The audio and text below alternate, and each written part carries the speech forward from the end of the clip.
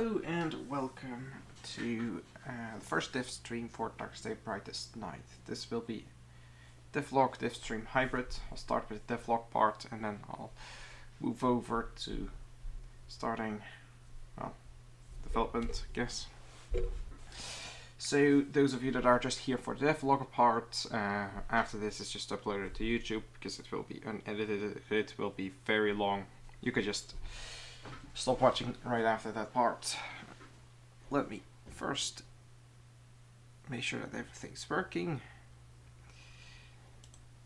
Yes. Okay. So, past week I have been working on the load and save system for the game. Having finished the 4 basic attacks for the player, I decided to switch it out, start on something else that was long overdue.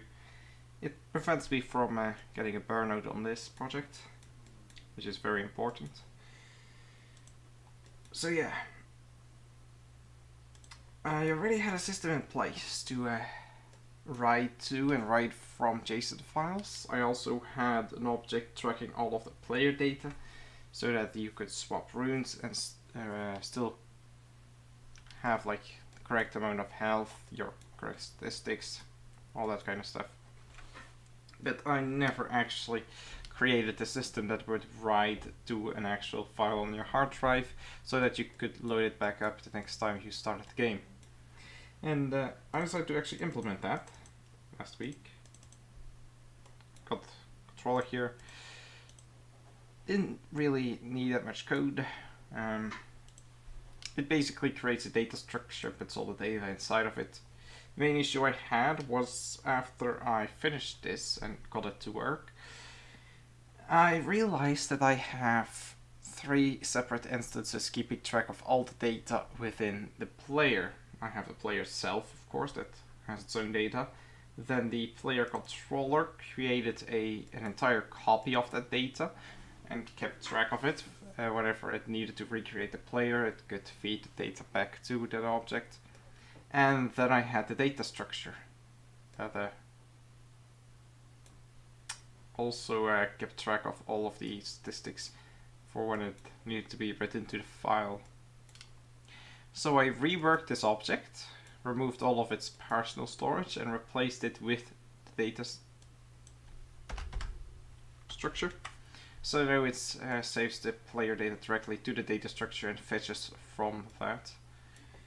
And whenever there's a hard save, it feeds it into the root save map, which then gets written to the file. Well, that's it basically. So what do I plan to do today? Well, I am going to rework this again. Currently I have it set up that if I want to switch rooms, I have to call a few of its functions in here, and this will switch the room for me. And it's rather complicated, but I had to do this to prevent the game from creating a player object in like the menu and stuff. I'm gonna redo it. I'm gonna make it so that I can simply have the room switch being called from anywhere. It just uses the inbuilt function, and this object should automatically check if there needs to be a player, where the player needs to be, and then loads in the player if required. Aside from that, I'm also going to create a system that saves all of the projectiles and a system that saves all of the enemies in the level, regardless of how many I place them and where I place them. And also whether or not they're alive. That's gonna be an important part. So basically the enemies will have to save themselves. Yeah. The reason I'm streaming this, by the way, one of the reasons, there are multiple, but the main reason is the fact that this is a very tedious, complex thing that I need to do. And I have a tendency to procrastinate on things like this. Like the menu system that is barely usable, for example. So I hope that by simply streaming the entire thing, I can force myself to actually get it finished today. Another big part is, I don't know if you know this, but I have some memory issues. So, like my actual memory, not computer memory. So whenever I program something complex and I have to then adjust some things like a couple of weeks after, I have no clue how it works.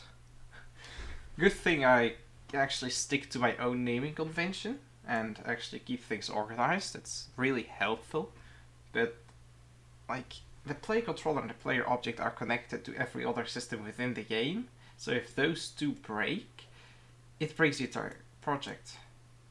So having it all on stream, having it all on YouTube is going to be easy, because if I don't understand something about my own code, I can simply watch how and why I did it, which is going to be very useful, especially with the save and load system. That's going to be a key part of any project, really. Almost any game has a save and load system. Okay, before I actually start, I am going to check Trello first. Yes, that's still up to date, and I am going to share the stream links on the Facebook page and the Discord as well.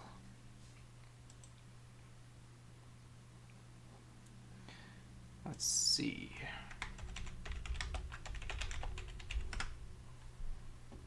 I am going to be playing music in the background. However, I disabled the audio desktop recording in OBS. So the only thing you're going to be hearing is my voice. The reason for this is that I do not want a copyright claim when the video ends up on YouTube, because it's going to be unedited. I don't have time to sit through its entirety.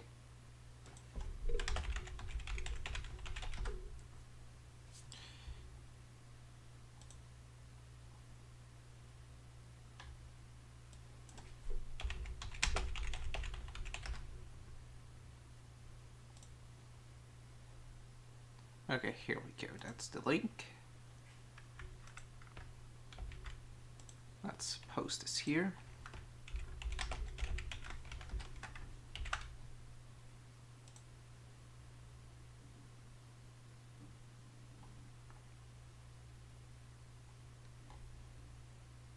Did it actually go through? Facebook is a fickle thing. Yes. That link should loop back. Yes. Perfection. Let's post it in Discord as well, and then we can get started.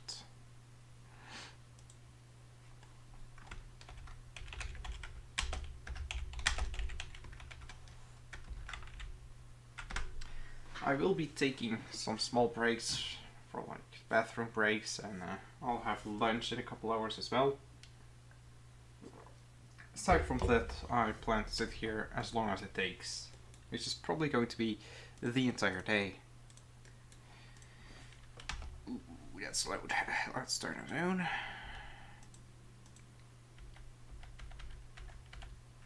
There we go. Let's get a notepad here. So, we have three things that we want to do. Rework,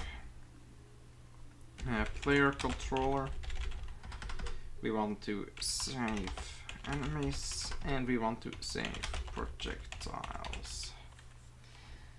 For the player controller, we got a multiple.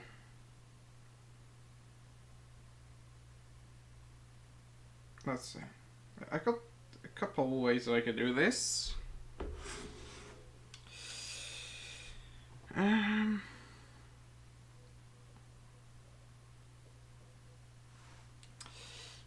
Yes, so currently the player object gets fed a room where it needs to go to, and a spawn index, bunch of keys that designate where the player needs to spawn.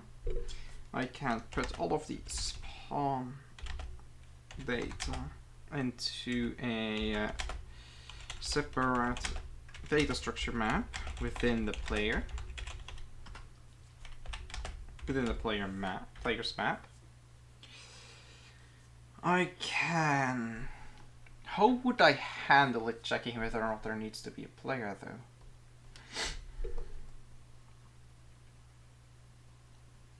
I could create a separate point object that I could place in the level, and wherever there is one, it knows that it needs to contain a player.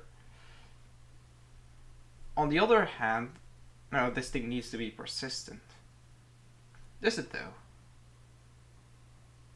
Now, I needed it to be persistent so it could hold on to the data and wouldn't lose it when switching rooms. But I don't need it anymore because the data structure for the player is included within the root save, which is global and therefore persistent on its own. That's going to be tricky to implement.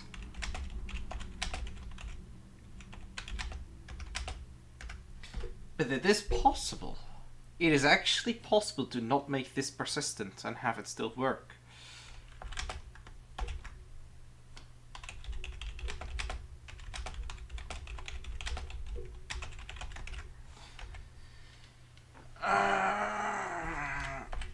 On creation.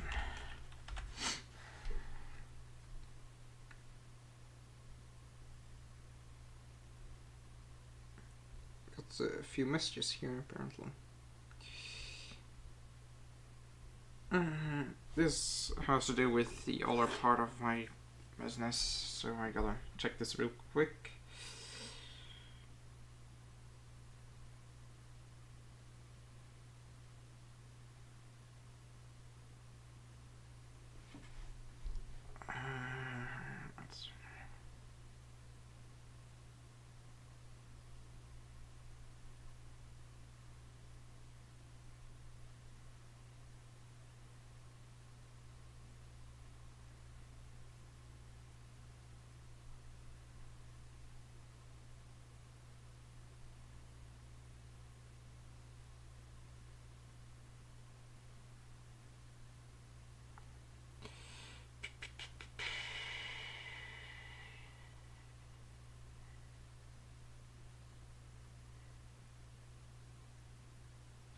There we go.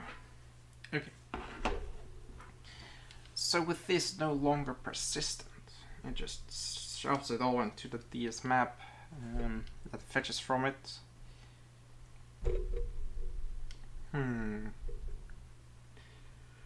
They could have the methods that it's on its own. Could just switch rooms.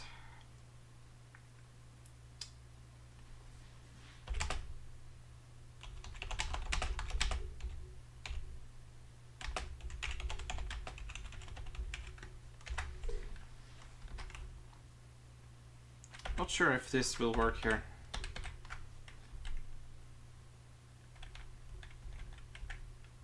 Like, I have no idea in what cases Gaming Studio still calls the object destroy event and what cases it doesn't. Like, does it still do that if you Alt F4 or not? Something that I'll have to test. It means that basically you just play with the player. Player then pushes all. What if the player pushes all their data directly into the map?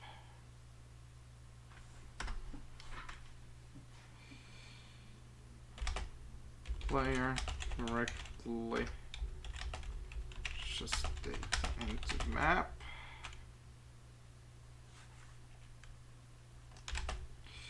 Control loads. This will only be possible if I still have an unused user event within the player object.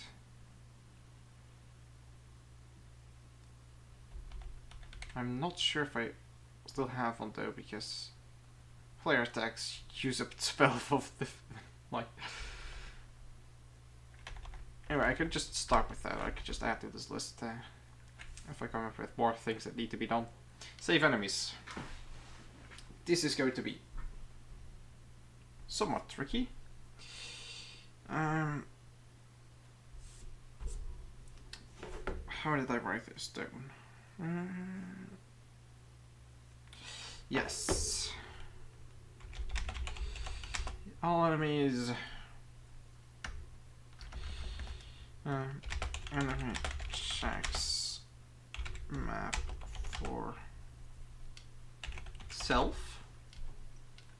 And maybe we'll first check the map if there is already an entry for it or not.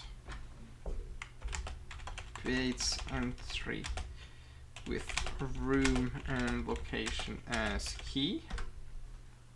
Basically, the room and location the enemy is in will be a create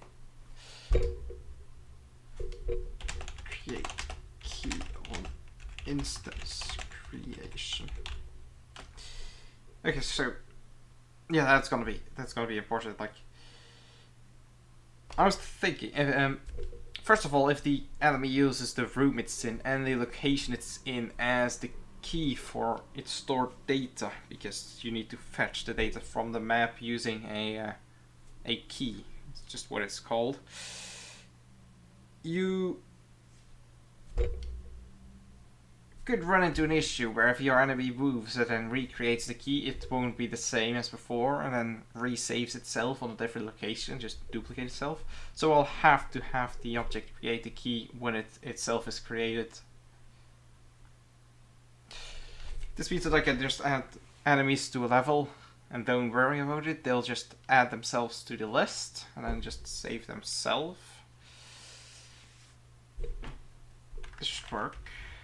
Most difficult part is going to be creating the key system. I need a way to fetch like the room name and then somehow get the code and the location in there as well and make it as precise as possible without being ridiculous. I also don't know if there's a limit on characters I can use for the address keys. Save projectiles that I get. That's going to be easy. That's going to be very simple. Put all projectiles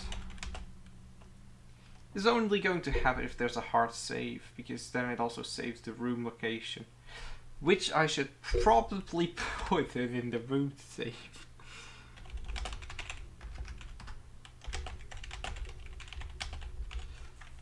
Just for testing purposes, that's going to be important, otherwise it would just spawn the projectiles in whatever room you're suddenly in. Projectiles in map. Or should I make a separate... I'll make a DS map for every single projectiles and put on like a single projectile. Map. Add maps to one list. And list to root save. I'll start with the projectiles part. That's going to be the simplest one. And it's going to be a good warm-up. Okay, save controller.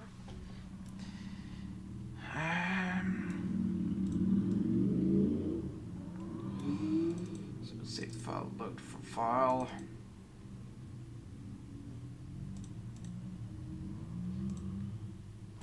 Yeah, this object currently doesn't really do anything actively, as these are called, because the play controller saves the player itself and nothing else is saving itself at the moment. So I could put it in here, that would make sense, but I could also put it within the main projectile object. Main classes. Yeah, I got the projectile main object.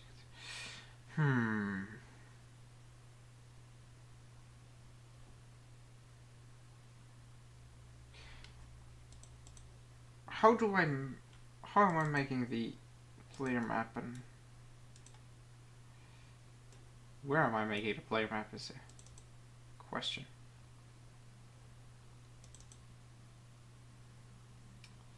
It is not in here.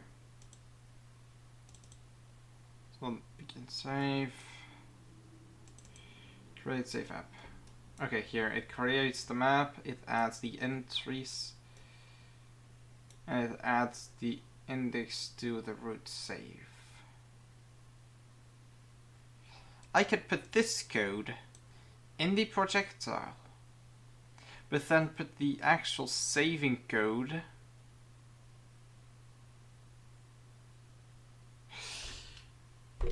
with the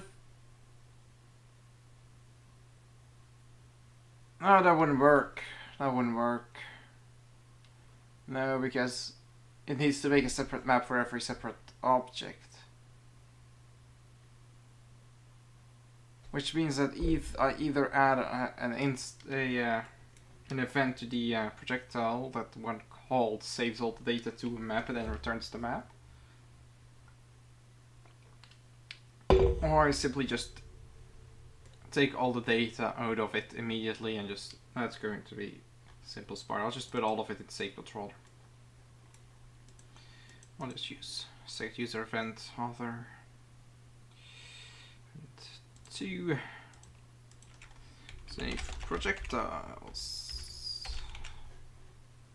Yes, projectiles. Good job. If this keeps on, I'm going to get some really weird crashes due to misspelling stuff. Also, let's add. Where's would save created?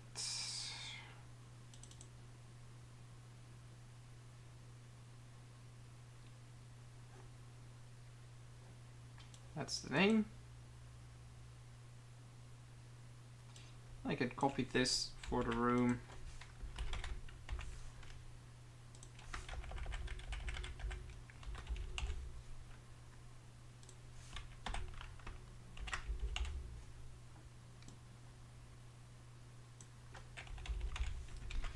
There we go. That's going to add an entry that keeps track of the room we're in. It's also something that was being kept track of on the play controller where it actually does not belong. Let's get started, shall we?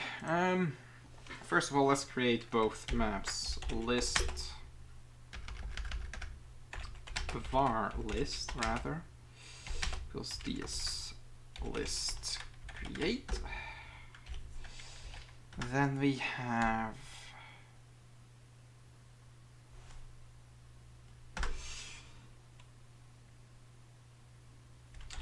with every instance that is a projectile and currently exists within the level. This is going to run this code for all of these instances. Create a ds map.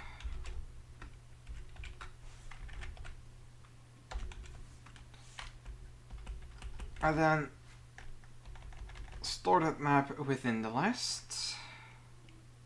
Ds list add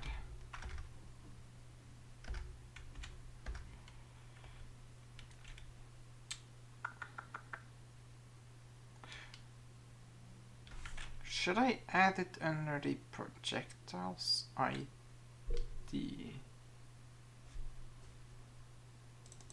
Sure, why not? I'm not gonna give these things unique names. Automatically generate unique names. That's ridiculous. Value is going to be map.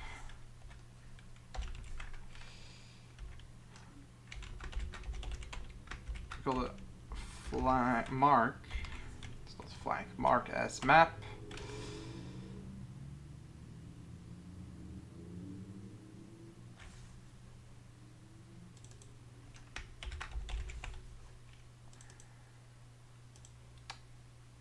Wait a second, this list.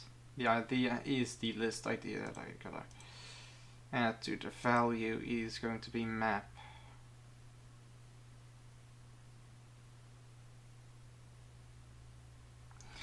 How do I find?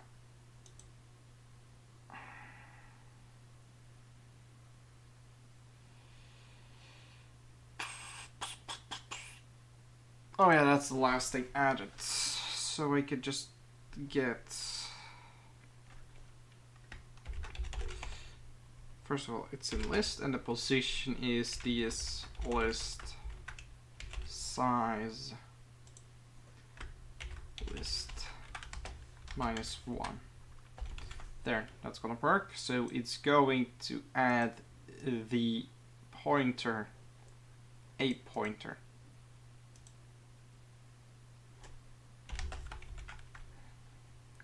Okay, let's see. How does this works? Because the system creates a new data structure map, and assigns this local variable as a pointer towards it.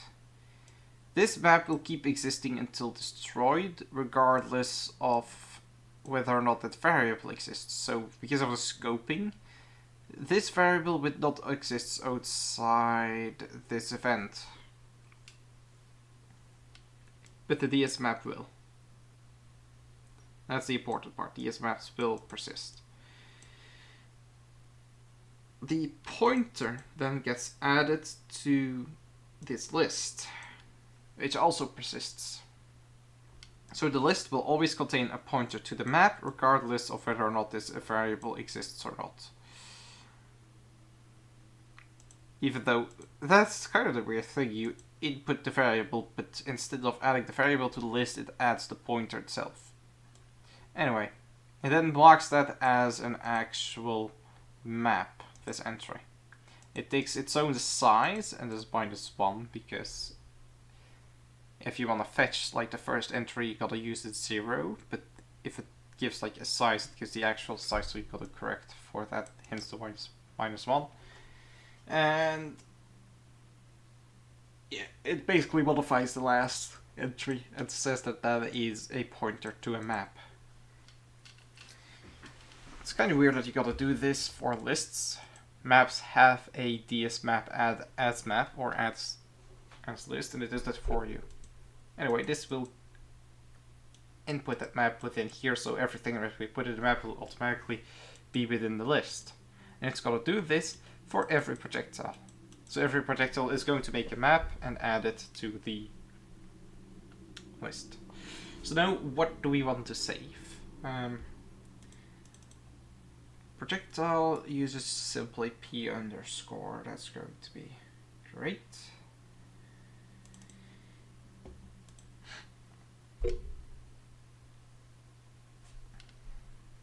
I completely forgot how I added stuff to. Oh yeah, just these map add. Makes sense. But not when you're just awake. That's the wrong object. Save controller. There we go. Okay, so let's create a region.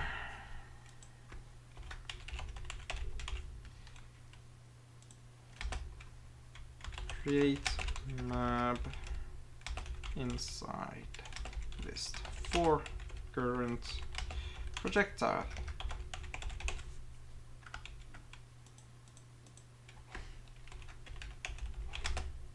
Save something.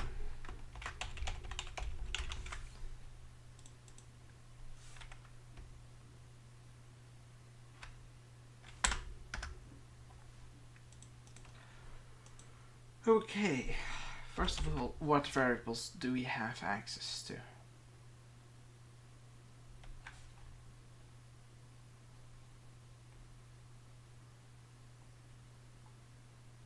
That's all the variables that we got. Most important ones are the direction, safe,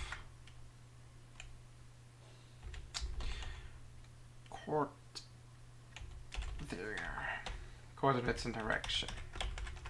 Yes, map add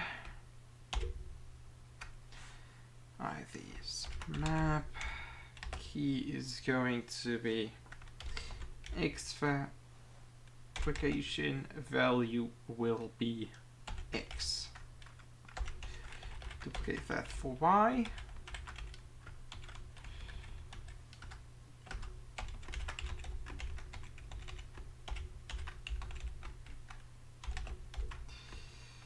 Direction X.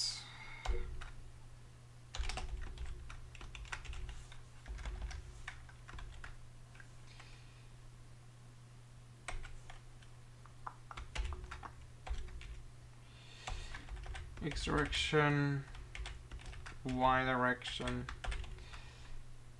I just realized that I also will have to make a system that loads this all in when you load in to get. Okay, I can actually procrastinate on that one. Because that's only due for when I make the system that actually loads a save. I mean, the actual loading of the file is already implemented, but there is no system that actually tells the object to do so. So I actually don't have to do that today. Haha! Well, I might if I have time, but let's just hope that I don't have time for that. Like, this is gonna be work enough. Velocity.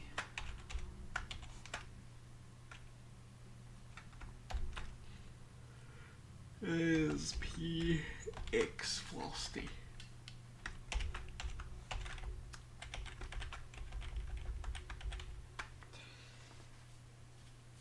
I have no idea why I used x and y there instead of drx and dry. Makes no sense, honestly. Well, they're both... Yeah, I should have done it otherwise. Because you're fetching direction and then you're basically telling what direction you want. Instead of fetching the location and then telling it you want direction. I'm too lazy to change it. Screw it. Why is it giving issues? Oh. Of course. There we go. That's gonna save all of the values regarding its location, direction, and velocity. Let's see, what other information is actually vital?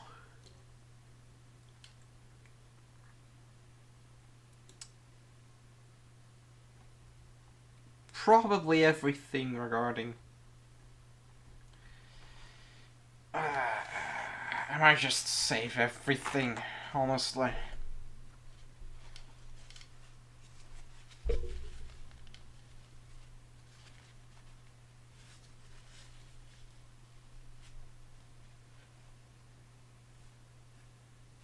I just realized projectiles have a different type. How do I know what projectile to spawn in?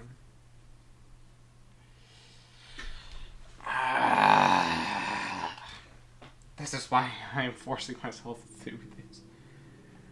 Okay, create a new variable. Type is going to be a resource. It is going to be limited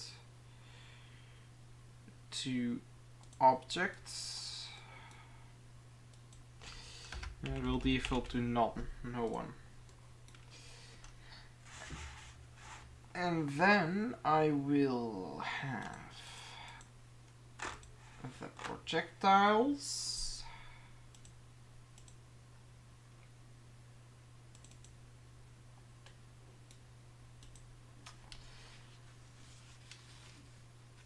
Specify that to be an object. I'll have to add that every projectile.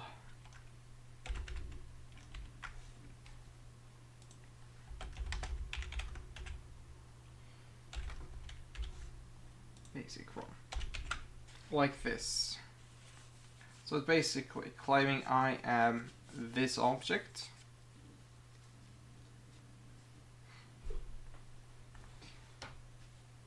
Actually, let's request this on the Discord. I have no idea if that would... Like, normally when you use this kind of thing, it simply fetches an existing object of this type. But I don't want that. I wanted to add in the actual type as a resource.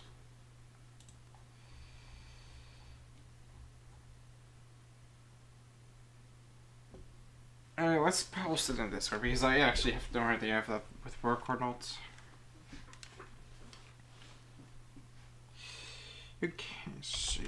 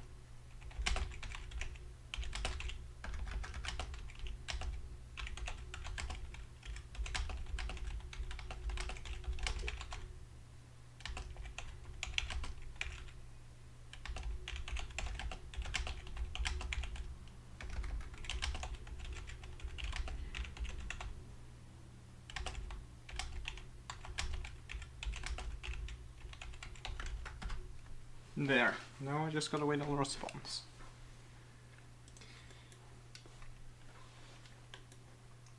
For now I'll just leave it be. I'll still use that variable so I can just put that in there. I'm not gonna put it in region. I could put that in the region for like. We'll just put everything else in the region together. Because there isn't really any other important categories to save things to. So yeah, this. Gonna copy this. It's gonna make it a lot quicker. Gonna copy.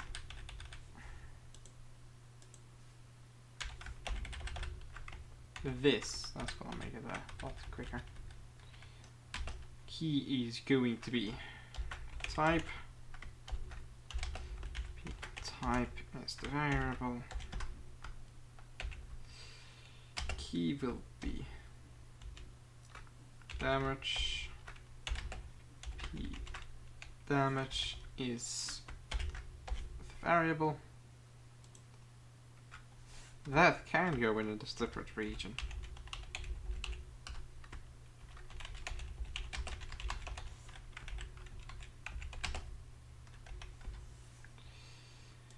Because there are a bunch of related variables. Damage fall off.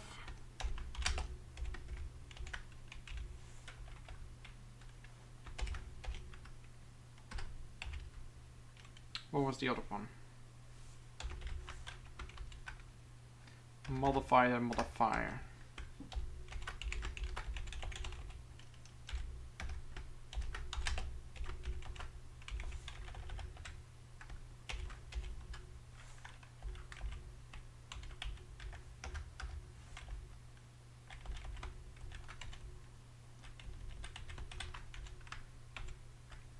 There we go. It's all damage saved. And what's next? Destroy head, sure.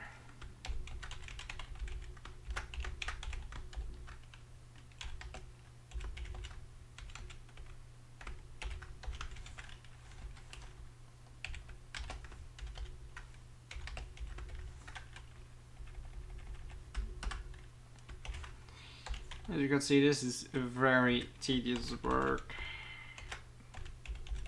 since I have to manually tell it to input every single variable. Oh boy. I mean, on one hand you have complete control over what you save, on the other hand, why?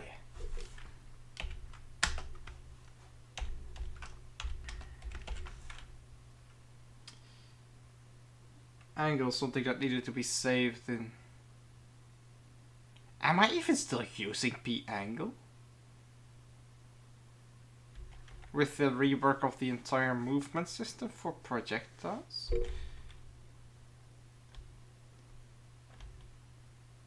Oh, explosion is its own section. I also need to add graph velocity enhanced graph to.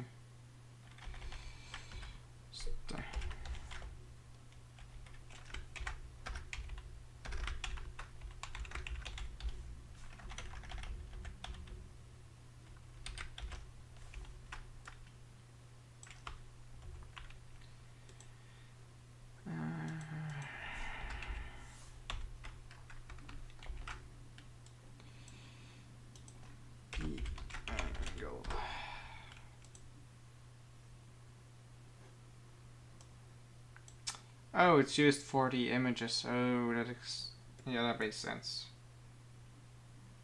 I don't need to save this because this gets calculated.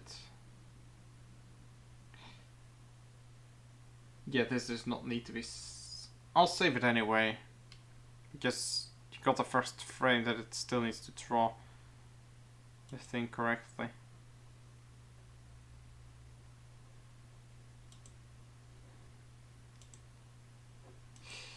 Yes.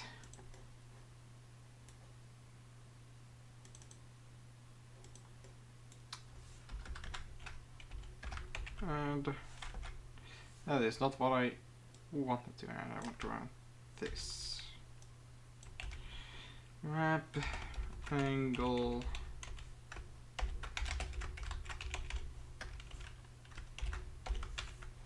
And we have has graph.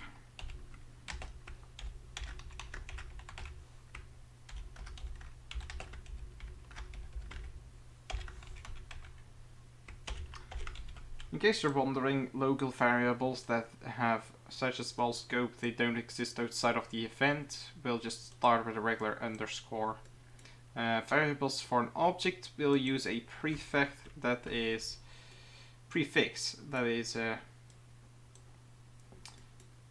basically depends on the object's name. For like a projectile, it's a P. For for the player character, it's PC. For NPCs, it's NPC. Yeah, it's very straightforward. Every controller has a control as the prefix. That way you can group up the variables depending on the parent object, and it's easier to see what belongs where. And if you have something that breaks, you know what the object it's from. Let's see. Did I have something else? I got save, destroy, hit saved. Yes, the explosion.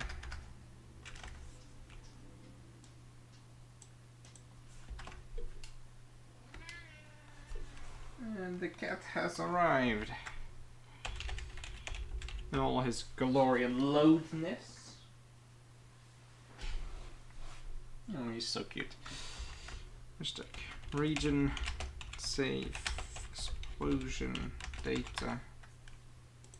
So if this explode.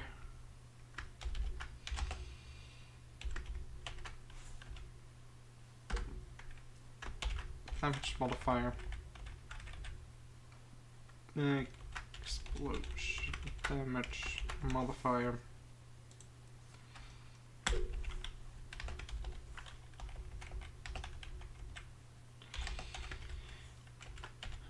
Explosion life.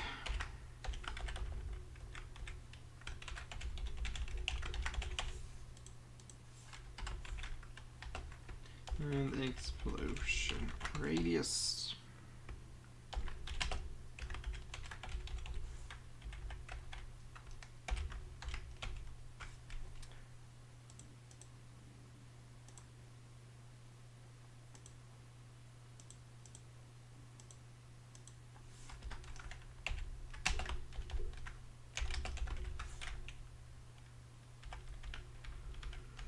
Duration.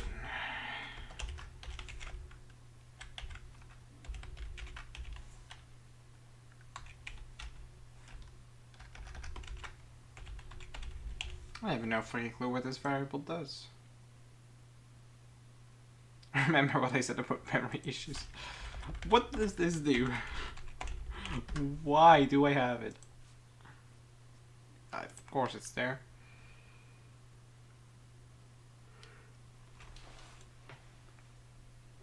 Is it just so lifetime?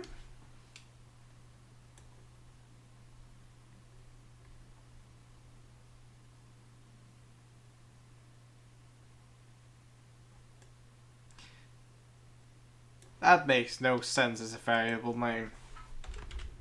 What was I thinking? Lifetime. Replace whole word only, case sensitive, replace all. Yes. Of course, just replace it in here.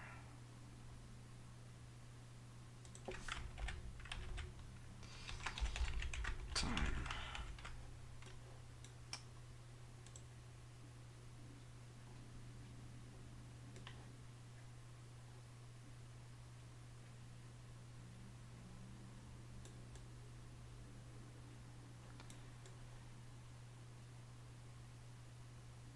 Okay.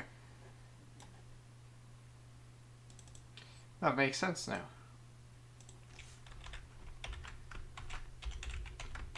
was gonna say, duration for what? It's a projectile that hits things. It's like duration for the beam, and then and you just have your casting time. That was weird. Okay. Oh. Next. Graph the ignore terrain. Yes.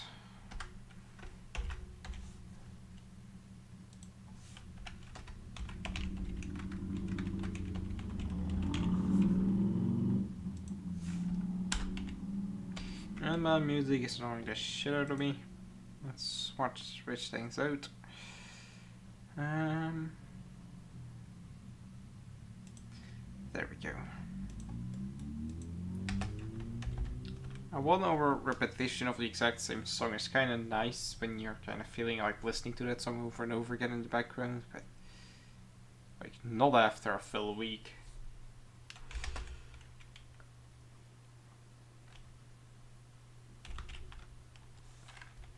It's so big, yes.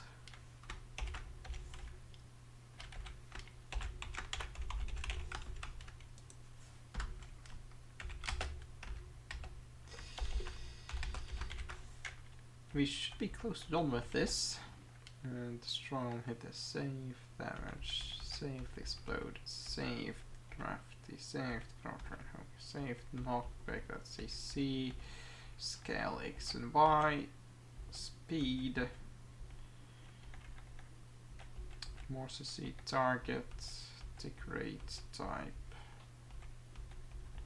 checkpoints.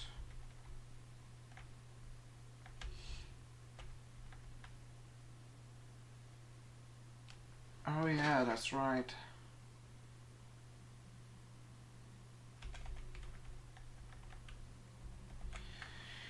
Oh, that changes things.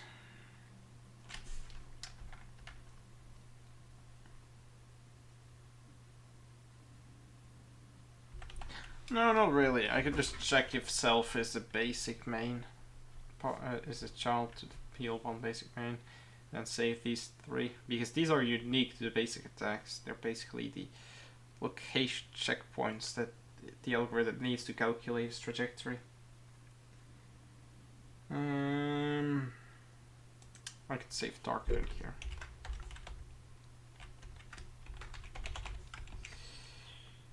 Okay, and then I'll make a separate section for CC.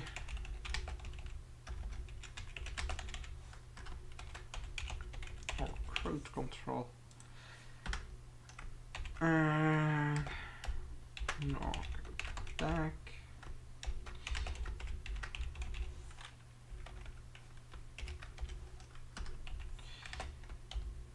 Knock down.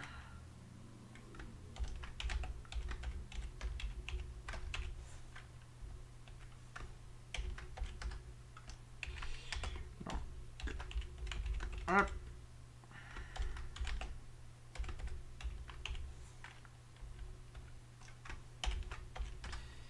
And done.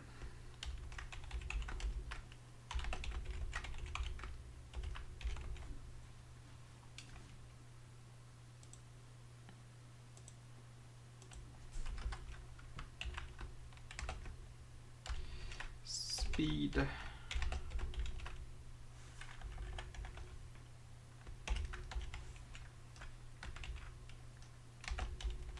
Take right.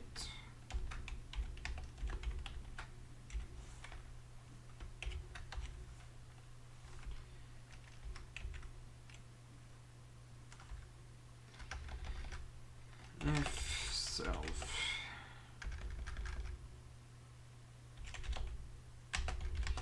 equals object P file basic main, then save the checkpoints.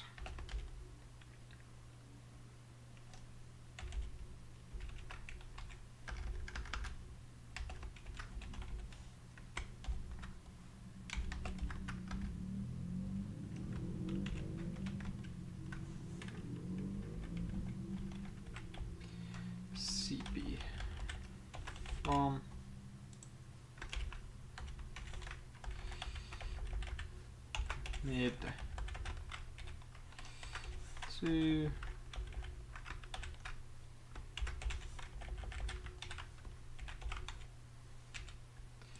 There we go.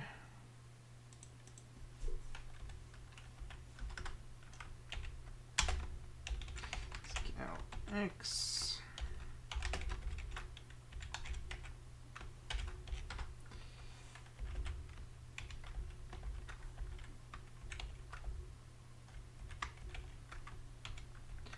What do I have left? Save death, save damage, saved explosion. Crafting dot right over, get over axis, scale, speed, start, target,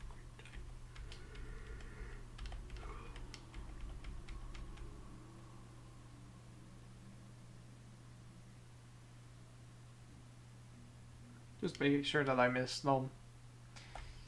Nope. That's done.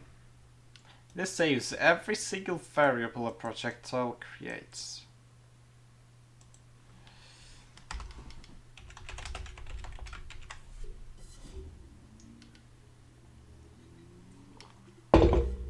And stores it within the list.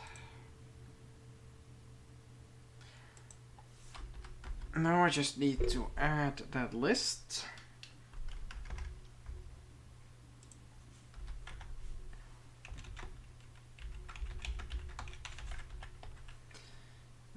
Global.root save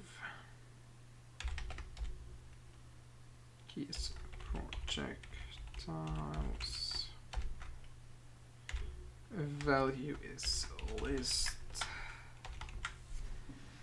It does save the player as that, right? Yes, the all caps.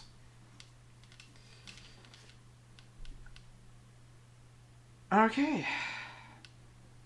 Now we just need to call this event in order to test it.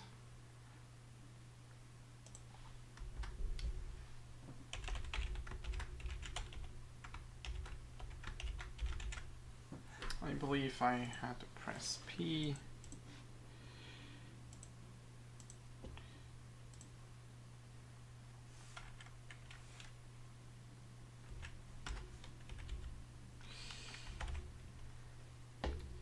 Let's check things out, shall we?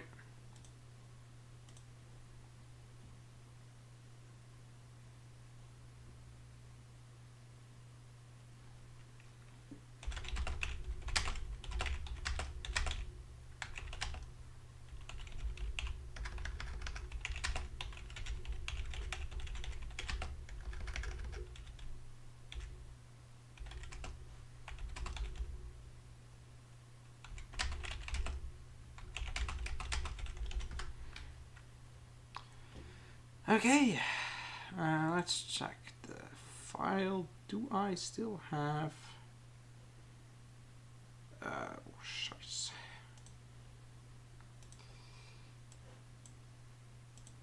Local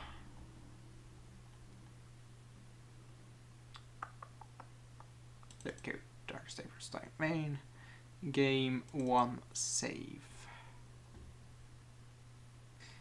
It does saves. It says projectiles, but because it did it at the. Okay, let's start it off, shall we?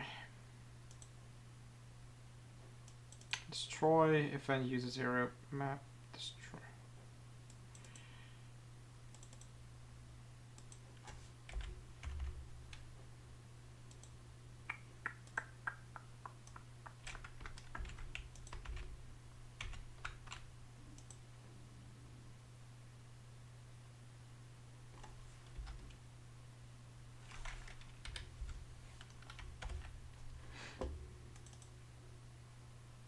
No.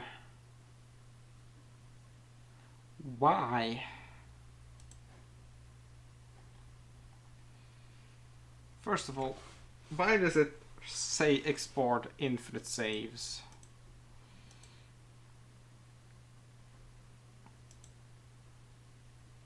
Because I don't turn off hard save, I'm an idiot.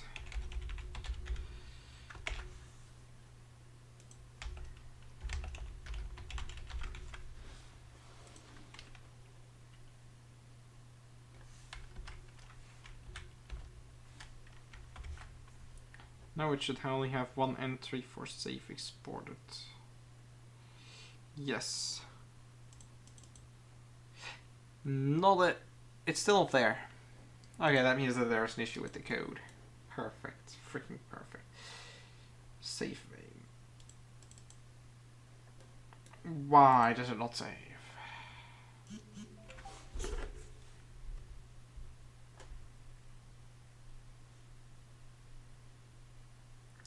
Oh, emergency cat issue. I will be back real quick. Let me just new entry.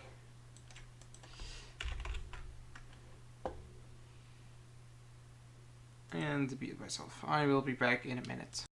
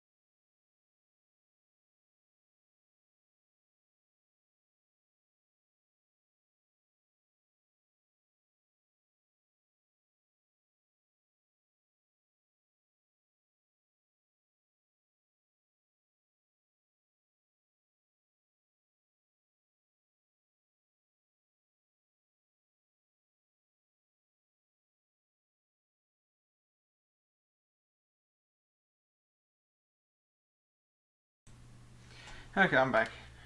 So basically, my cat, my second cat, there's two of them, basically arrived because they're outside most of the time. So she arrived, kind of limp, kind of marring, in distress. Possibly got slightly hit by a car or ate poisoned mouse. She's being taken to the vet right now. Hope that everything's alright with her. Anyway, someone else is looking after her at the moment, so guess we can continue with this. Where was I? I have no clue what I was doing. I believe I just finished, actually. Oh yeah, that's right, the test. The failed test. Yeah, that makes sense. Okay, so.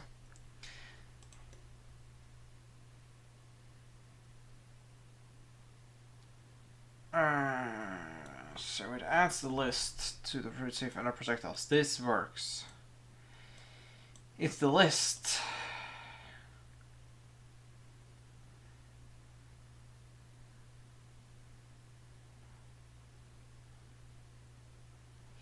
This is probably where it goes south.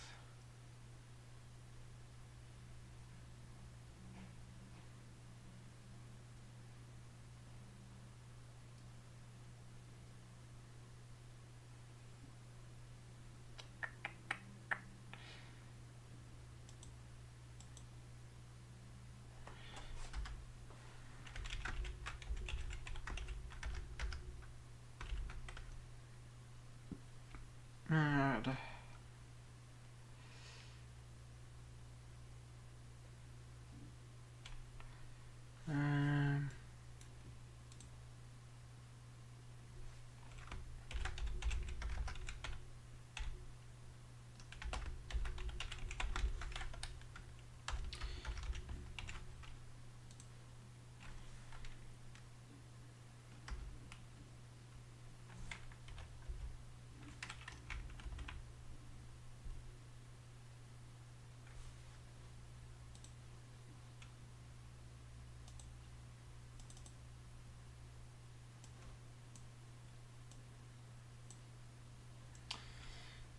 So what I'm thinking is,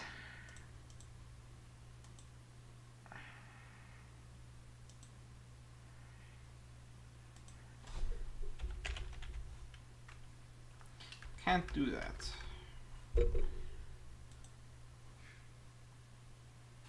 Huh.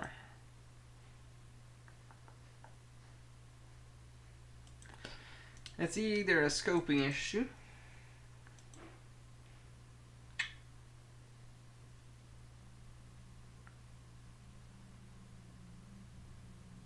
let's test this out.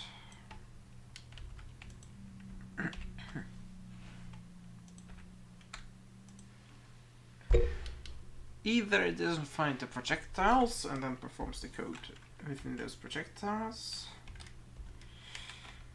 or it's a scoping issue.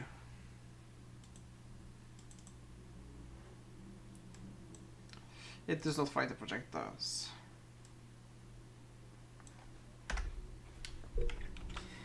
Do these not inherit? If they do not,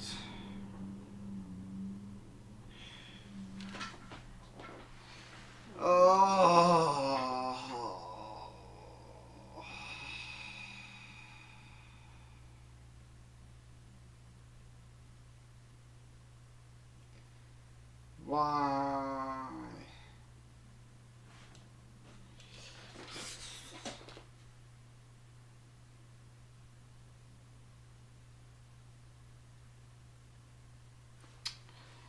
Okay, okay, so the way it is that it just saves regular projectiles. It just doesn't save your own. because this object is completely unique with its own variables.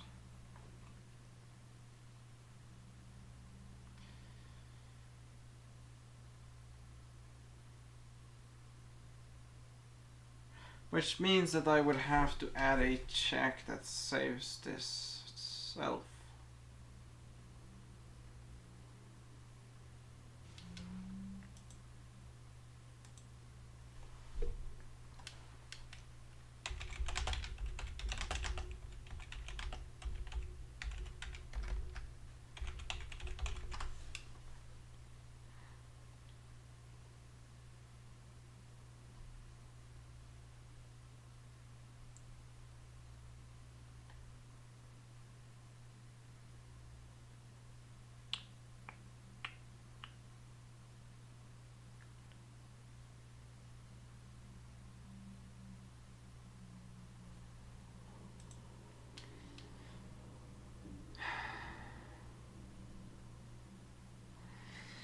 Okay, so what I think I'll do is, you know what, I'll work with checkpoints. Whenever you load back in the game, you will spawn in at the last spawn point, rather than your actual location. That way I don't need to save projectiles, because there won't be any combat happening. Then I can just scrap the entirety of that code, because otherwise it would be like, for every separate projectile instance I would have to add a code that saves its own data.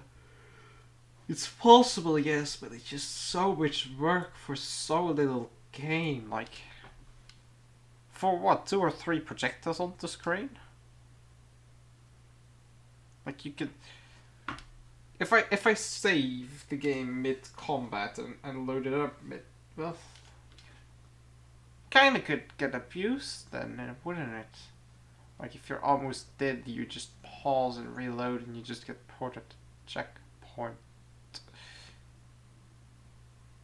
Like, rather than get spawned, it could get abused.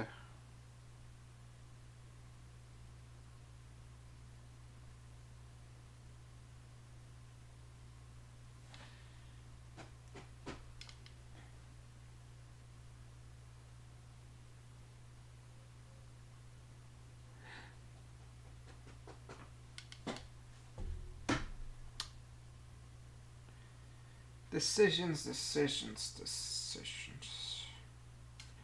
For now, I'll just scrap it. I'll just scrap the entirety of the code. Well, I'll just keep the code, but do I want to keep the code? I'll just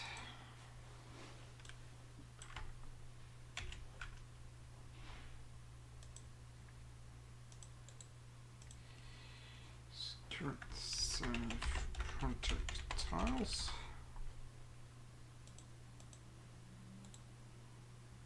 Can't use spaces.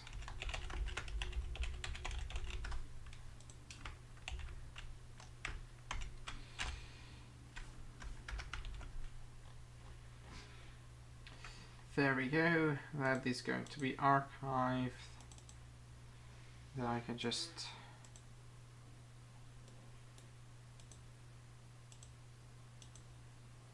here.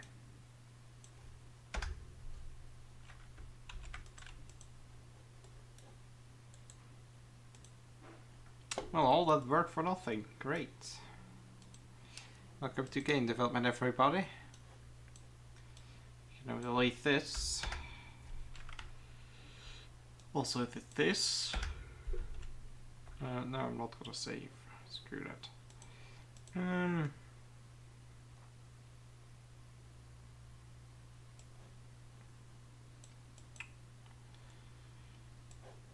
Let's work on the enemies. I'll keep the player thing for last.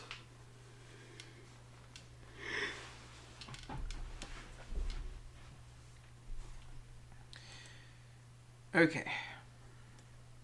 This actually has to go in the NPC main. And all other main objects inherit from this one instance. I have no clue what I put in this, but I have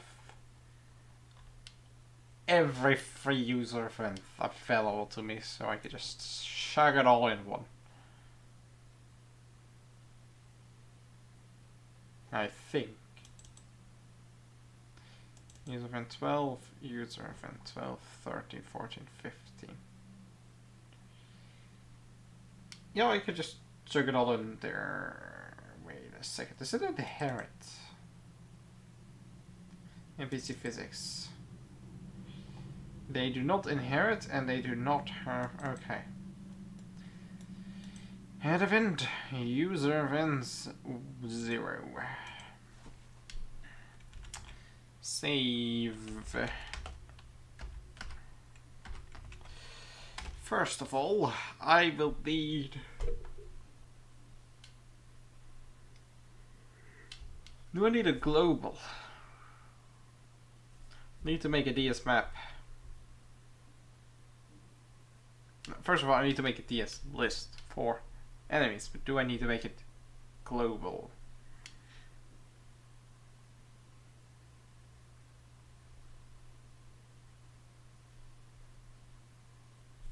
I can check if it exists or not, because the root safe is global.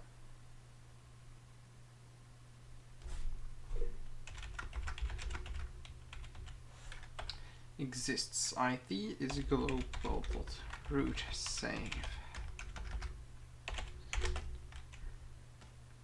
The key would be enemies.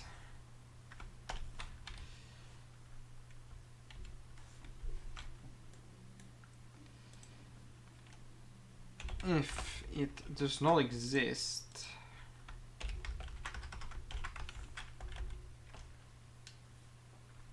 create one.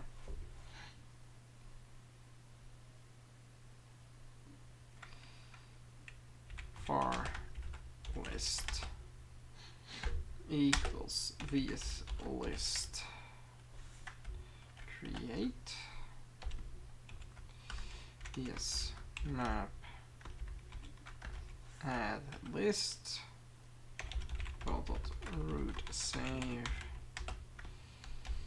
enemies.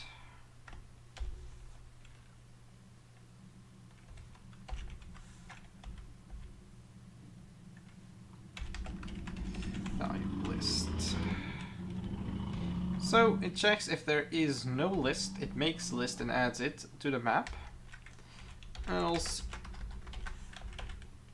var list equals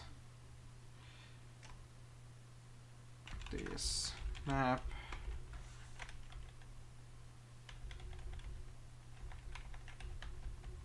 find value in global.root save, and the key is enemies. So whether it exists or not, list will hold a pointer to the map and to the list enemies.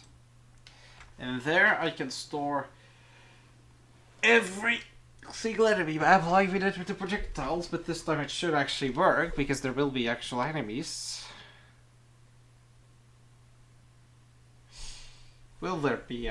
Can I actually test this? Because enemies have become non-operational with the whole level editing changes I did. We got the test on me. It's operational. It'll run the code. Perfect. Okay. Var map equals ds map create is list add list map is list mark as map ID is list position is this list. Size -1. That's gonna add the map and mark it as a map. Now I can just check data in there. Let's test this out. First, ds map add map value key is going to be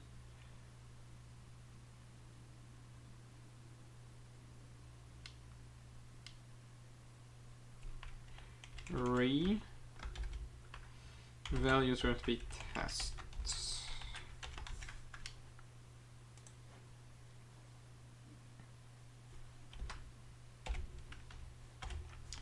There is a testing domain at level, so there should be an entry. There's not. I am very, very, very displeased.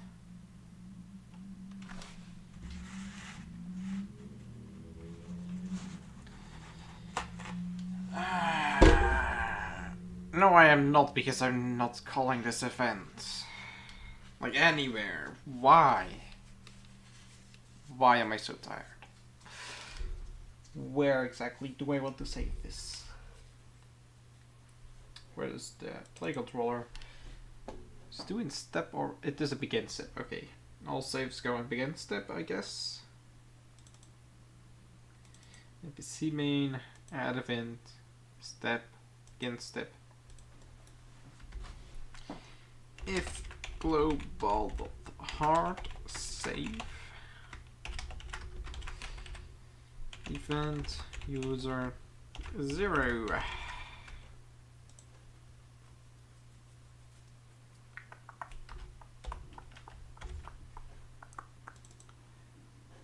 Haha, perfection. Now we can store everything. Everything important, at least. Which is going to be its type. And I am still not getting a reply here.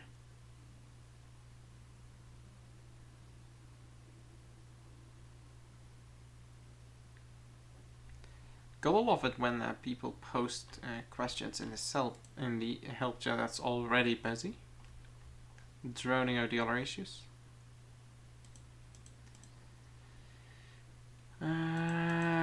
I'll just Google it.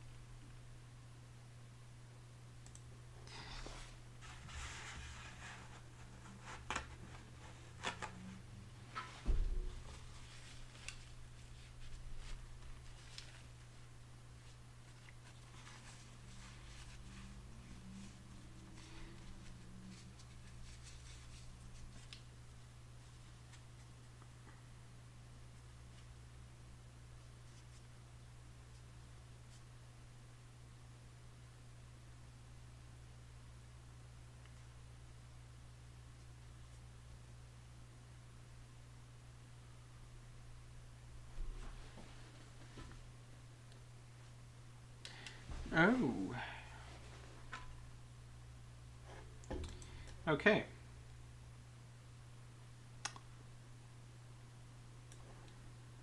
I can actually fetch the asset type.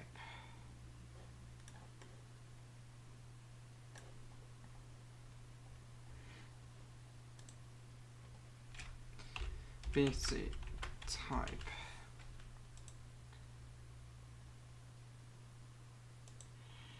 Resource equals asset get. Is it type or index?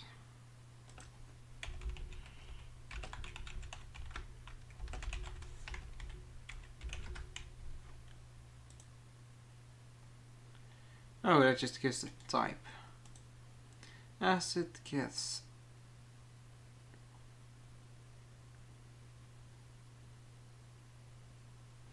Okay, it's an index. It's index. Asset gets index.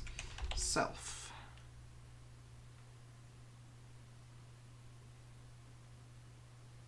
So this is going to save its own asset type. And then I can save that.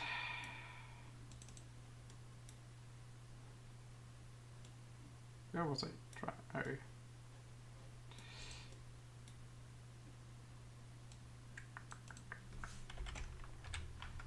Type in PC.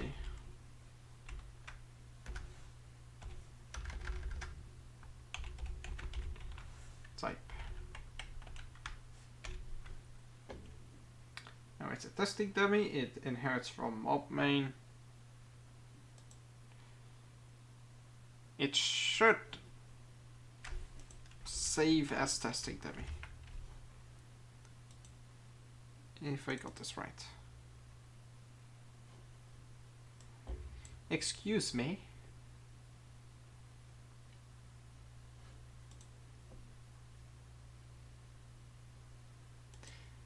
If the asset is not found,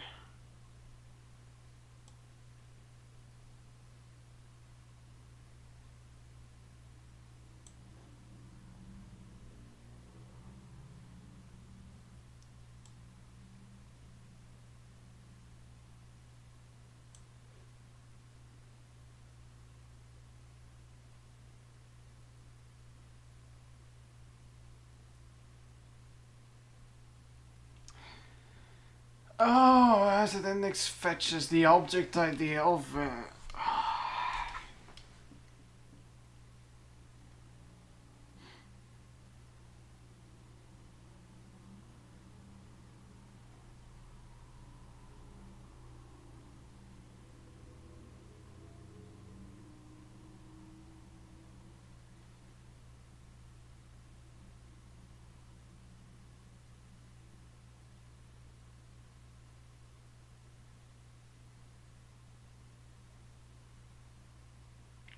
That's the name of it. Saves the name. Oh, that's not what I.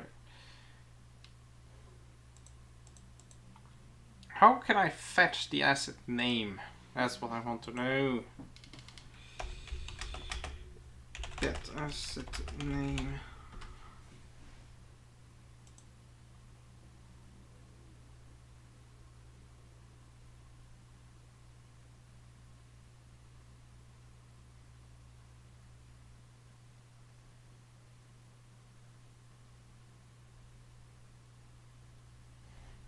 Is there an instance get? Third instance get.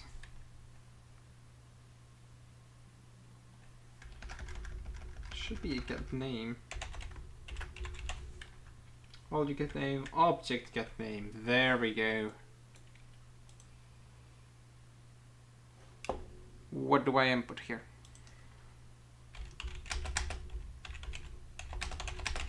Never used this before. Object get name. The index of the object to check.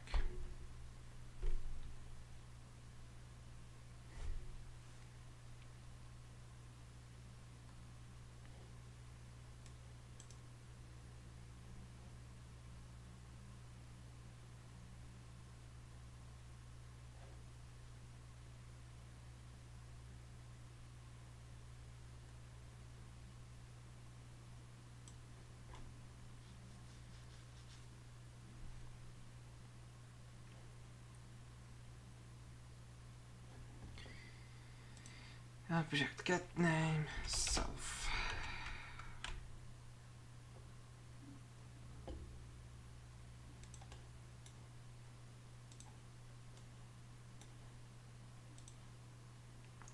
This should work then.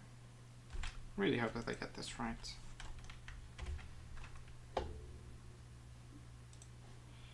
Close this. Undefined.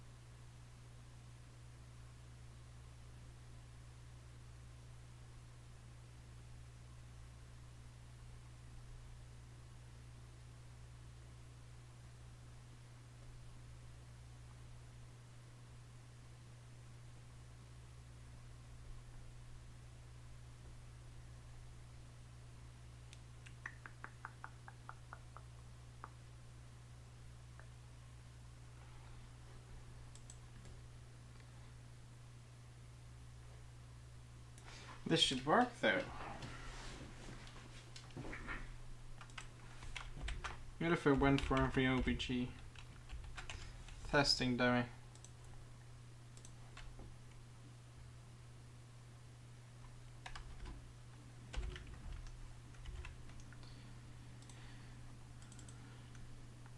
Then it works because it fetches from the. But why doesn't it work itself?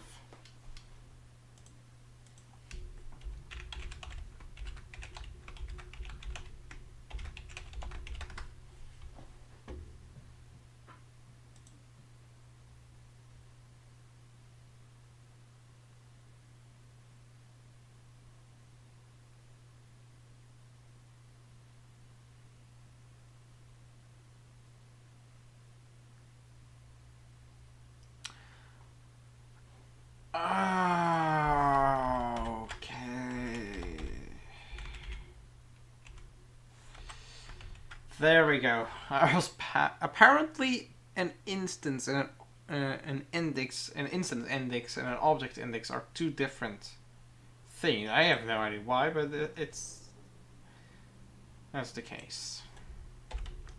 So no, it should also save as testing dummy. Perfection!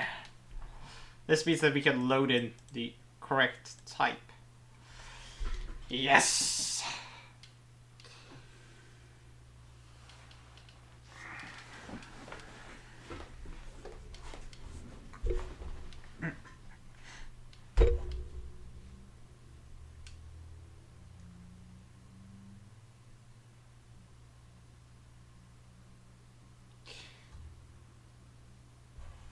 Wait a second.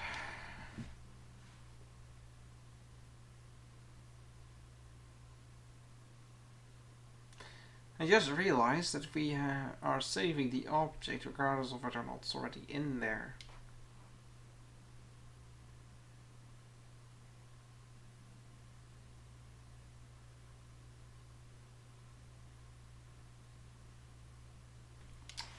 That's an issue.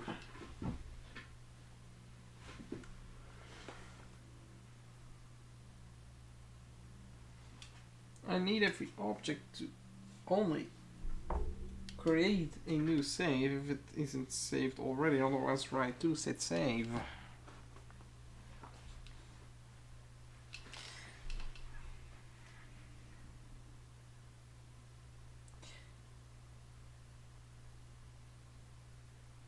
Instead of a list, I need to create a map.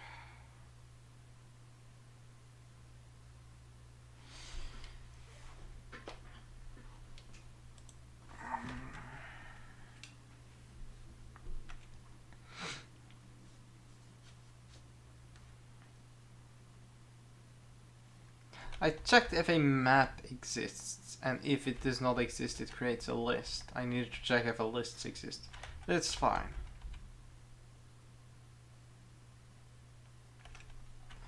Var root map equals ds map create. These map add map root map. Otherwise, if it does exist, map equals this map, find value of that.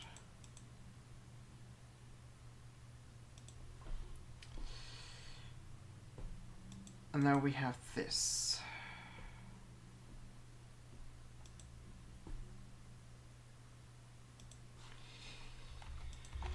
Okay, so I want to access data when I'm loading and when I'm saving.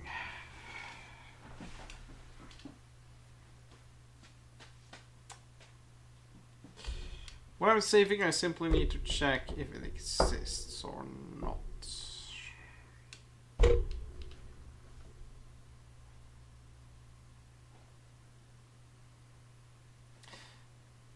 Do I want to add those as like regular variables, or do I want to add them as...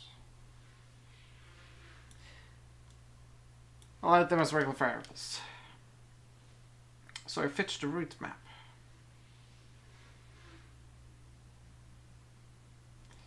Okay, I'll do that in create.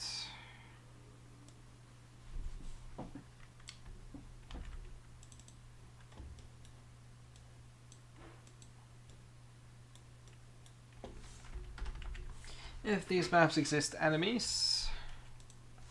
If it doesn't exist, NPC route map.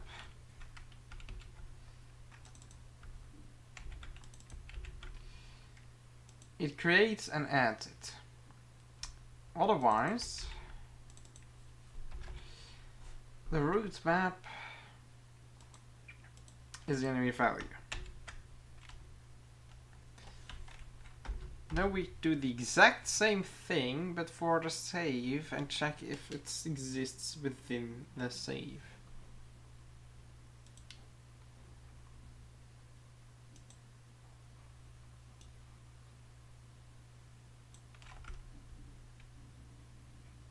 Which I can actually put inside of here, since if it doesn't exist, it automatically is. Oh well, screw it. It's not that big of a performance issue. If these maps exists, NPC route map, and then its zone.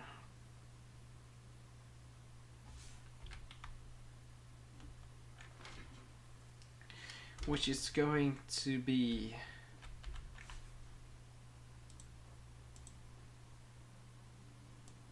its name,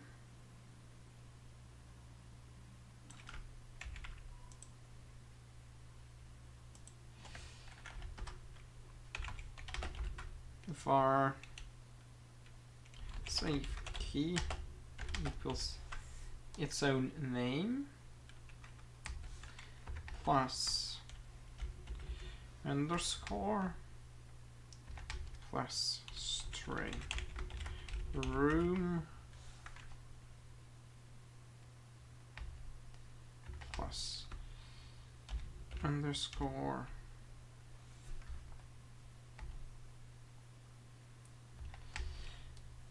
string round x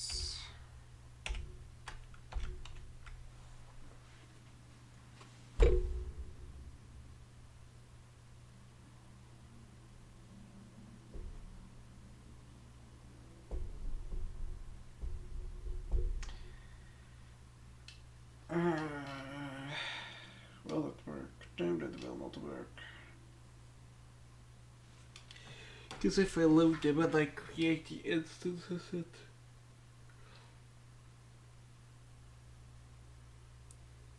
unless I move all the instances. That is a possibility.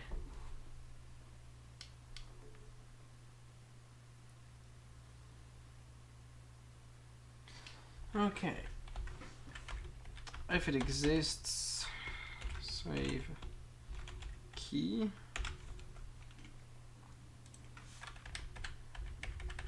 Save map equals ds map create, add map.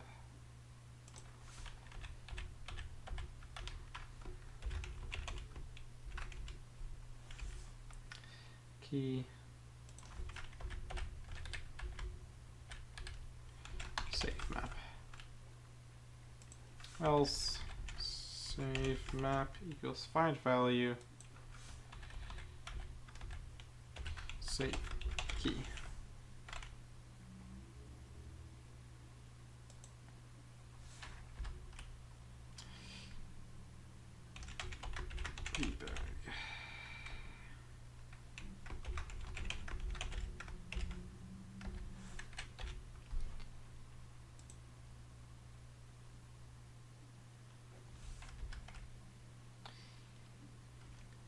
Object has to meet room 5 X location.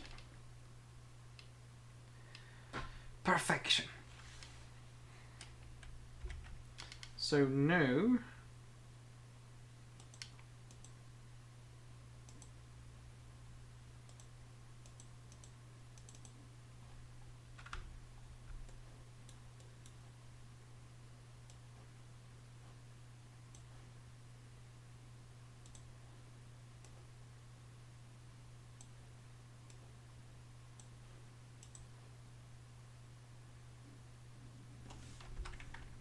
3 different testing dummies, all 3 have different. That code works too.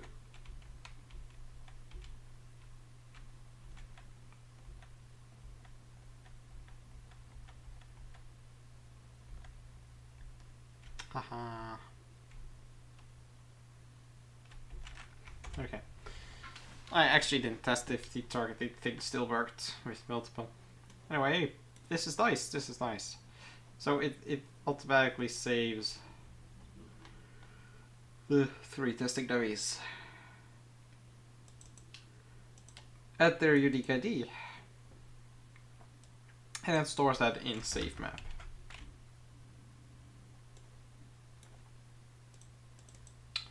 Now for save, I don't need this anymore. And I don't need that anymore. Map is going to be NPC safe map.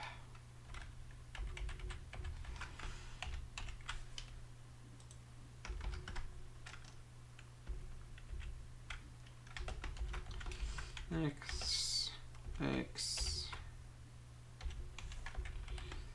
Y Y. So this should store the type, the X and the Y coordinate for all of the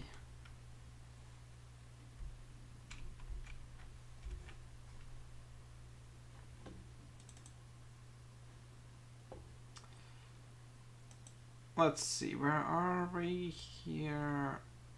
Room 5, enemies, yes.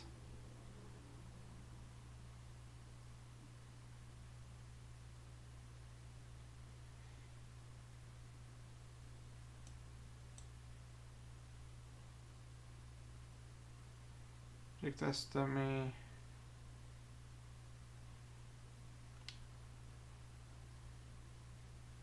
Wait a second, why are they not being stored within enemies?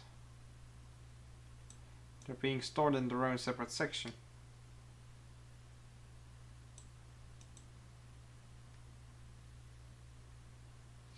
All the data is getting stored though, so that's good.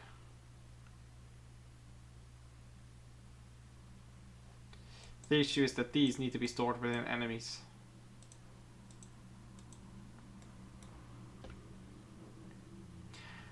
Oh.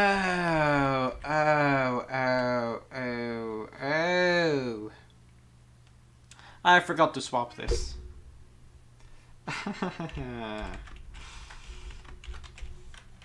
Yes. If something's not working, it's most likely because you screwed up royally. As always.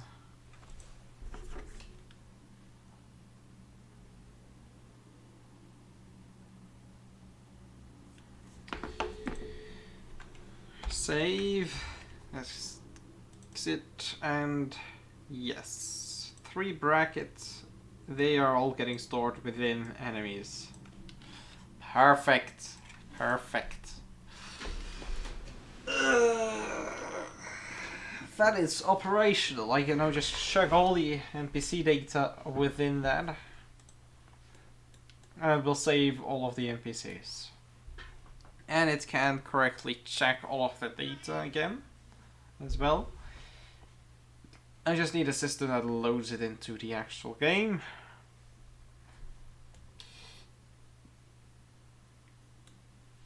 Do the room start? Or also it begins step. No, begin step is hard load, hard save. Hard load would be end step.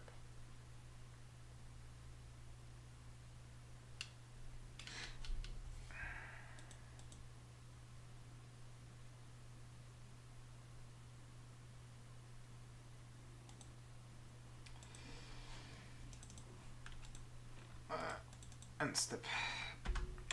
If global hard load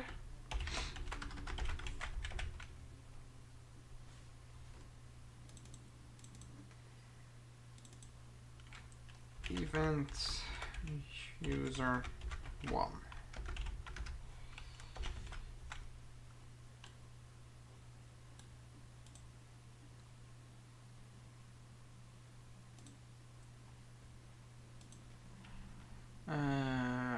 Load.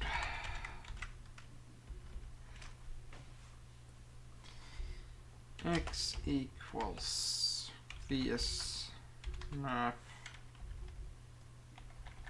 find value npc save map key is X.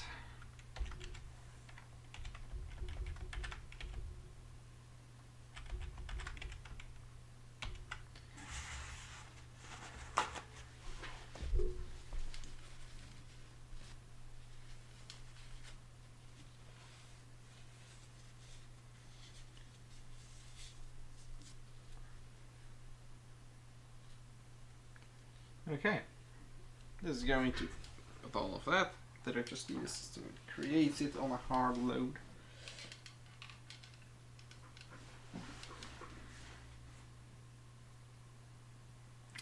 Actually, do I need the system to automatically place them in load? No, not really.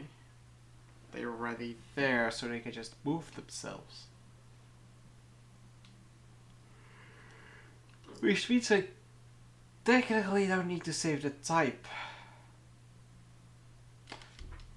Well, doesn't harm the program, so I can just leave it in. It's nice to have the data in case I ever need it.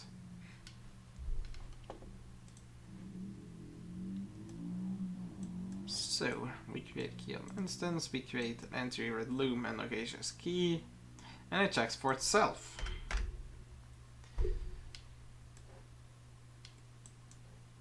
Now we can start. I'm not gonna finish this yet. It works, it just needs a lot of tedious adding data like we did with the predictals. I'll go away with that until I rework the entire save and load system room swap thingy with the player controller.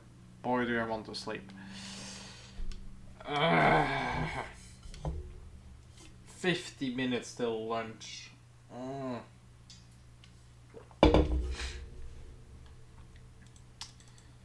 So the way they visit, I have a bunch of functions here that can call depending on what it needs to do. I want to clear all of that out. Like, I don't need this to handle room changing.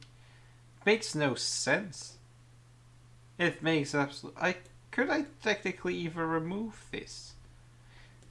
Like, technically, I can do all of this within the player. Like I did with the NPCs.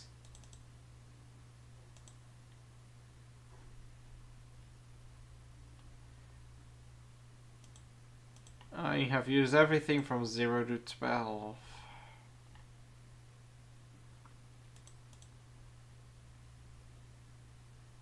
I have to 15, okay. 13 and 14 will be reserved for save and load.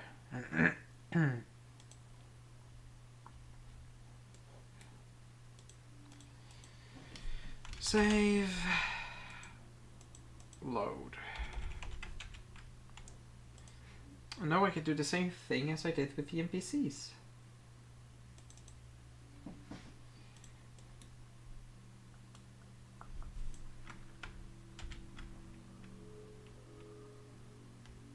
Ish.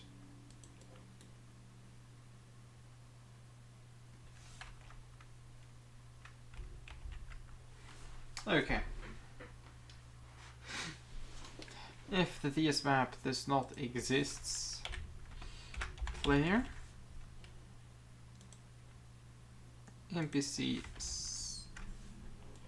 should be PC save map. I don't need any of this.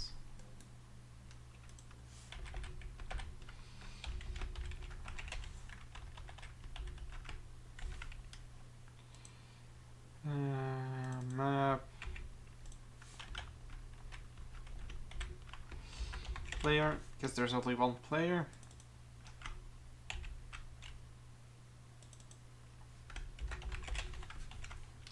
There we go. This will give me a save map with which is the player save thing within the entire save thing. Thing. Okay. Oh, this was in all caps.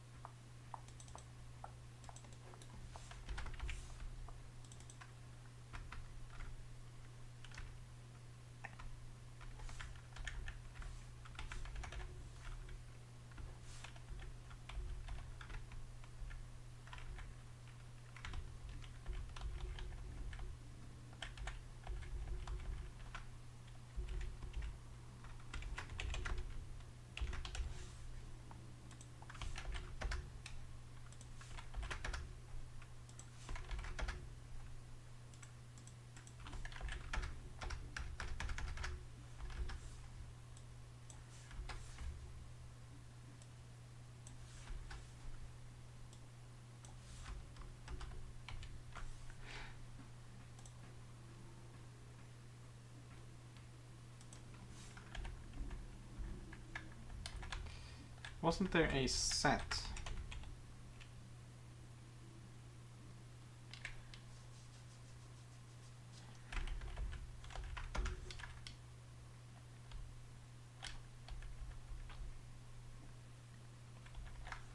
No, is it replace or set that I want to use?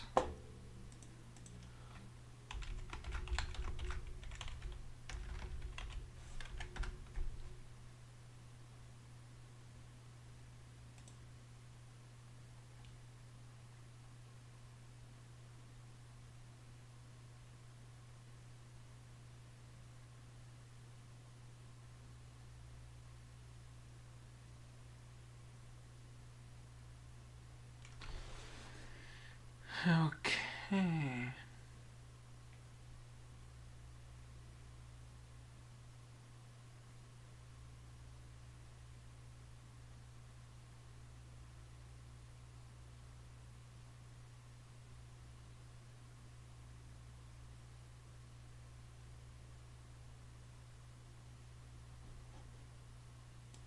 Okay. I'll just use the accessor.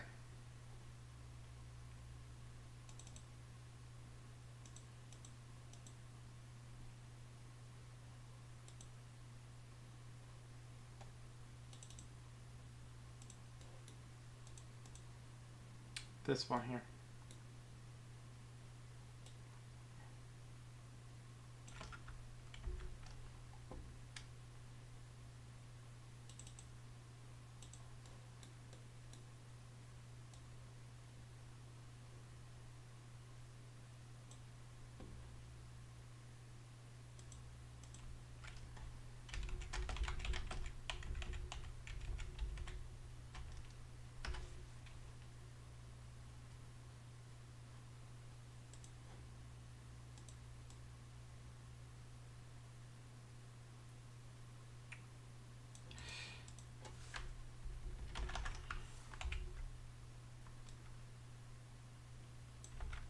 Now I'm gonna use this if it didn't exist yet.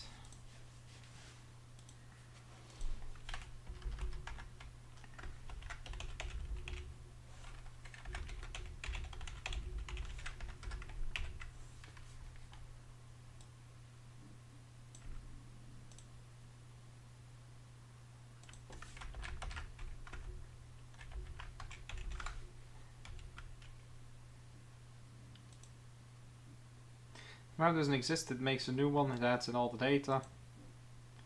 And then upon saving,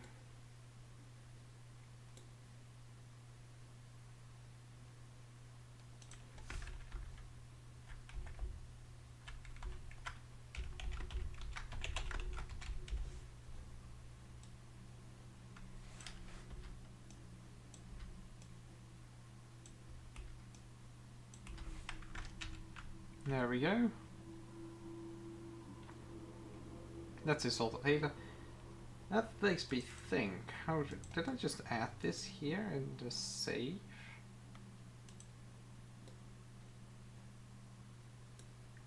Let's load. Yeah, save as add.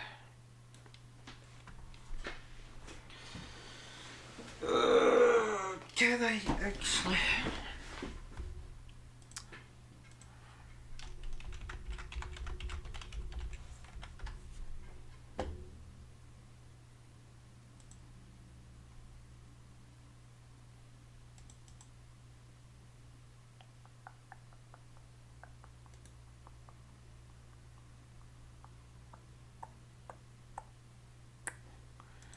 These map replay. Exchange value of giving key map. Okay, he has replaced this create a key if it does not exist. So I can technically. First of all of this is going to be replaced. So it does not create duplicates. If it reads the map from storage and it already contains these values, they will be replaced. If not, they will be made. I do not want to make duplicate values every time you save. And I'm gonna do that the same here. That means that I don't need to do this twice. Because otherwise I would have to add it, like every piece that I want to save I would have to add here and then add here. With this I could just do this.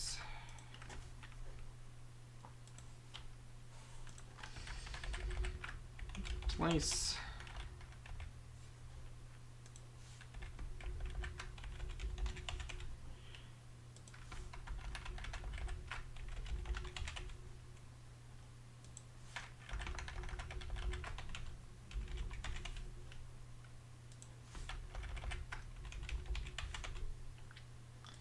Then I could just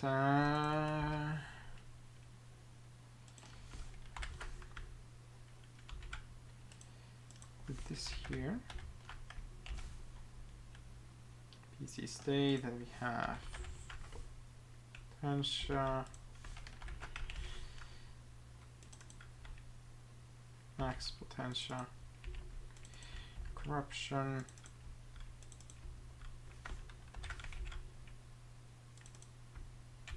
max corruption. Then move all these accessors, knock back, knock up, knock down, stun. It's also done. Damage taken. Then X and Y.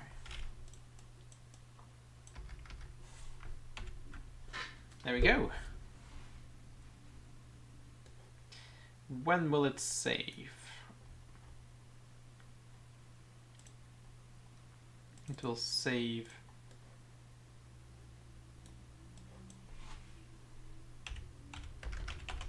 when it's destroyed.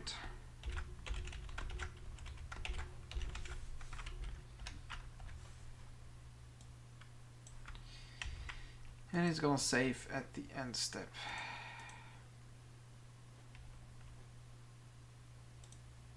Begin step.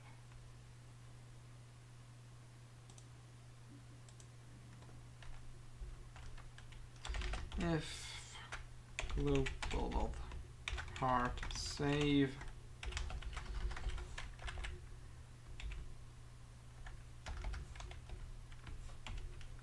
we go. Now, do the player instances actually use begin and end step? No, they don't. Okay, perfect, perfect, perfect.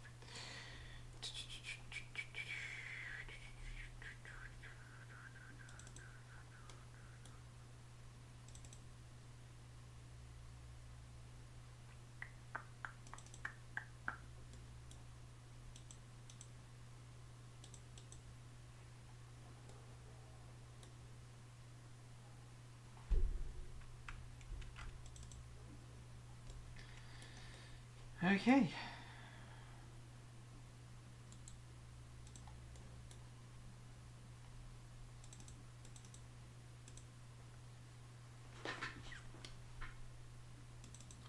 play controller.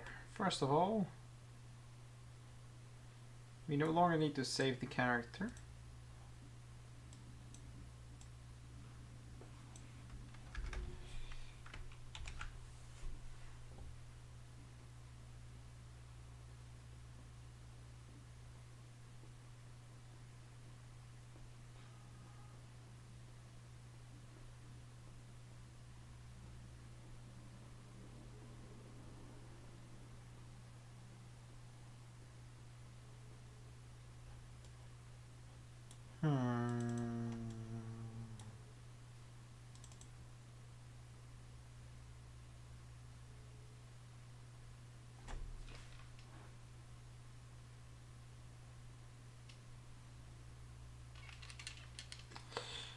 Thinking a create save map. We don't need this either.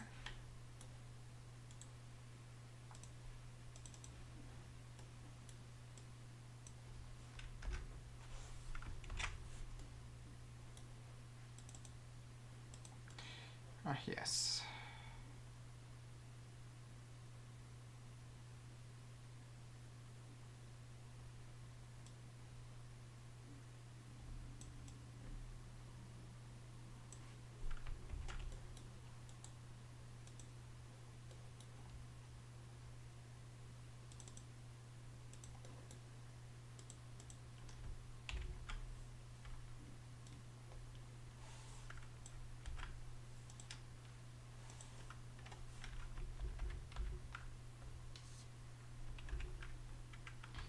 That's all I want to do is PC.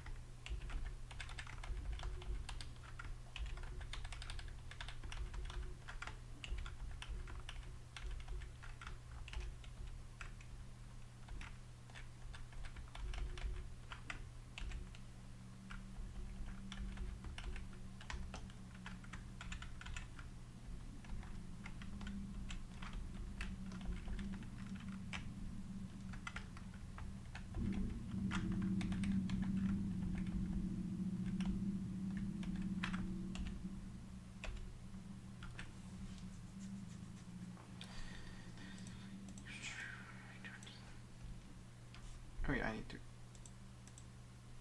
check that out, make sure everything is loaded, yes.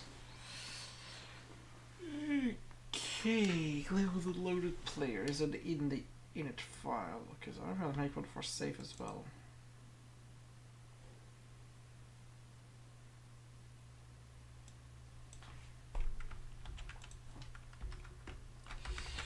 Jump load checks. Entry jump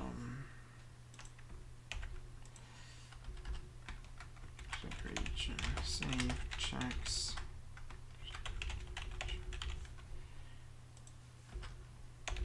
Bubble saved player false.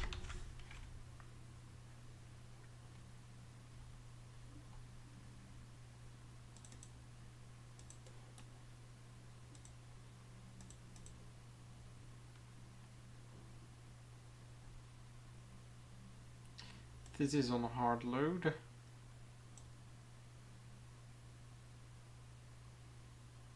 This is not on a hard load.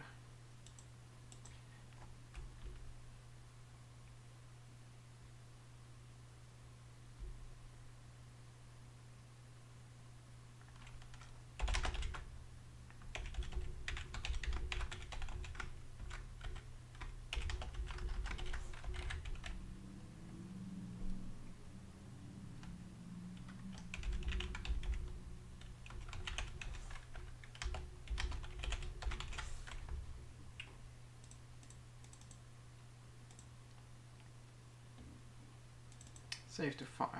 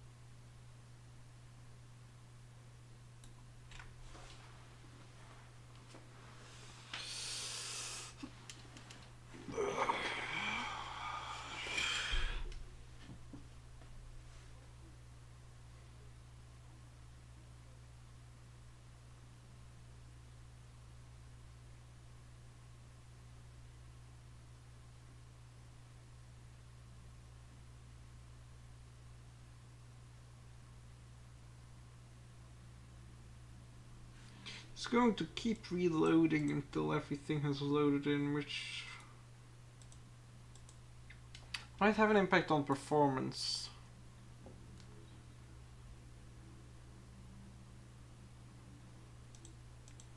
We'll see. We'll see.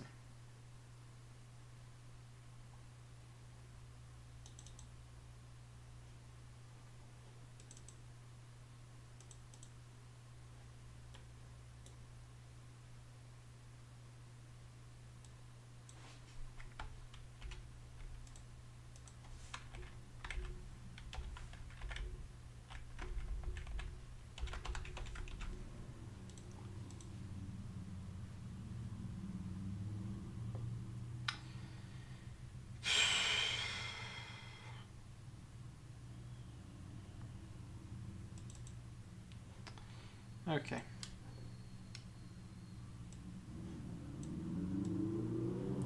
Player pushes directly data to map.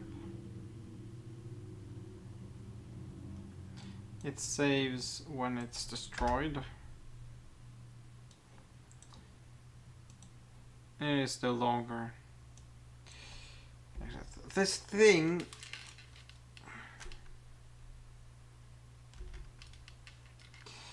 This thing doesn't even need to do load from root save delete to the player location.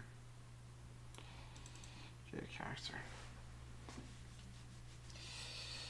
This needs to be entirely reworked. So what this object needs to do is no longer save the player. Player just itself needs to check if there is a player and if there's one needed.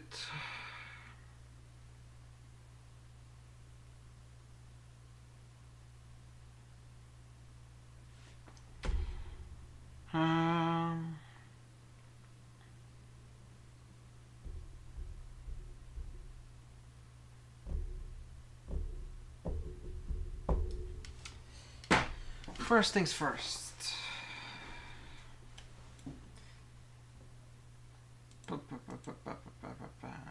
Play controller. The play main class, I mean. I'm gonna add a map here.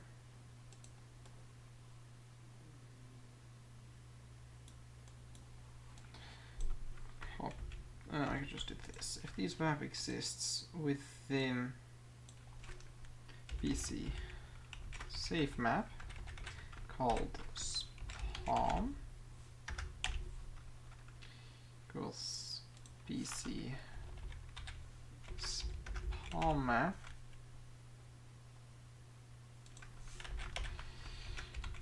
spawn creates one, otherwise it reads it. This time I do need to remember to replace these with PC map.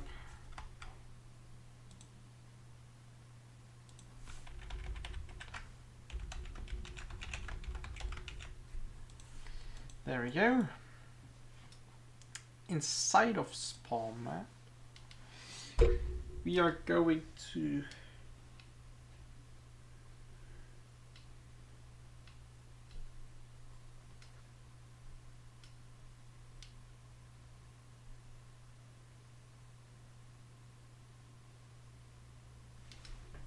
the spawn map is going to contain where we will spawn the player.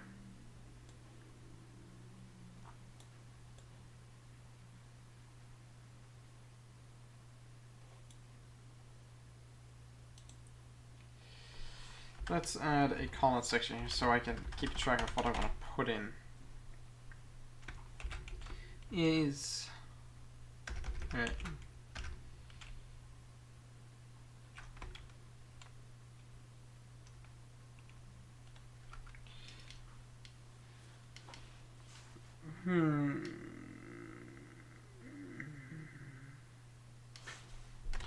uses spawn. Or not, it uses spawn index.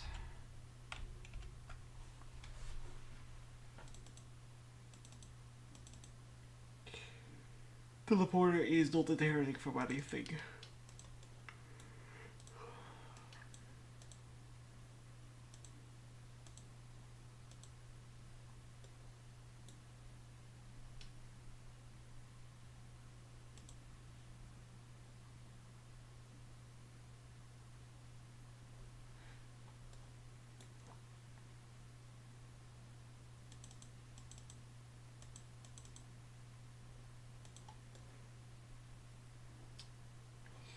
Okay, if it is dead.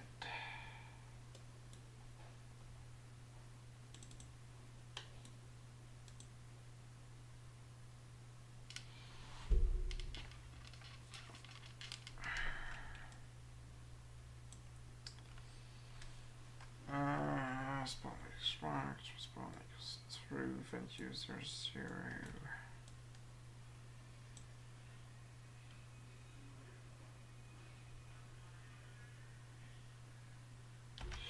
That needs to be replaced.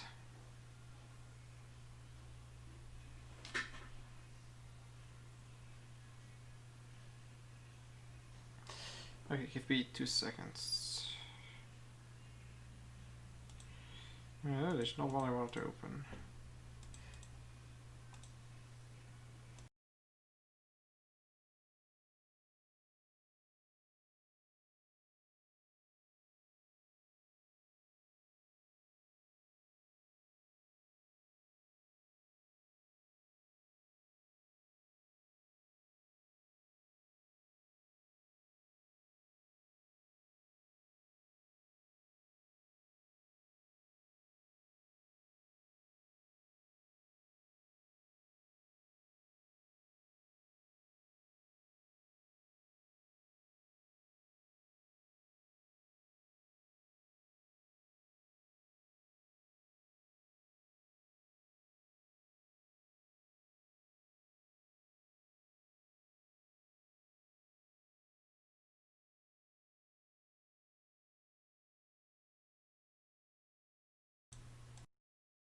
And I'm back. Okay.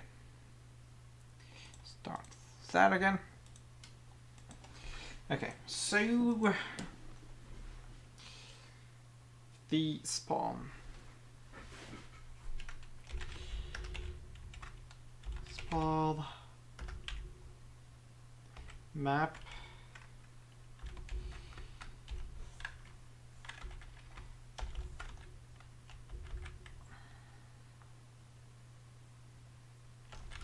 We'll go with replace DS map. Replace. Because I'm not certain if it will be, if the entry will be there. PC spawn map. Key needs spawn. User spawn.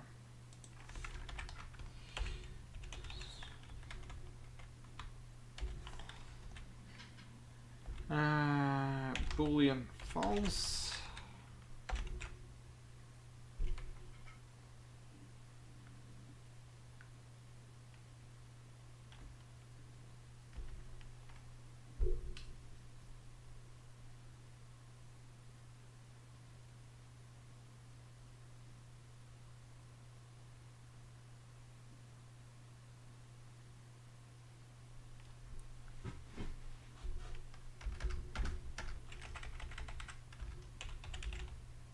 That's the other thing I need to do actually, because the location gets saved when it just saves the entire thing.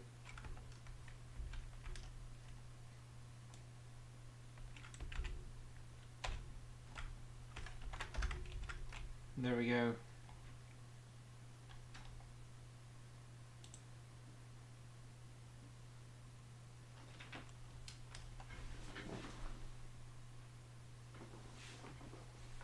No, teleporter main. I don't need to do this. I need to check with the player colliding.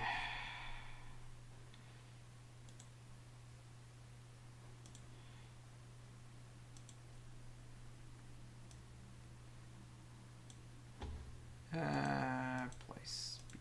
Yeah.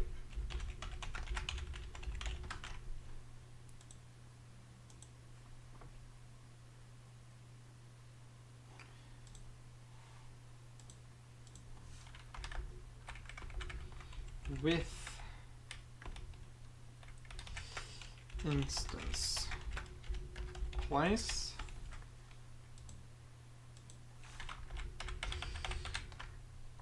C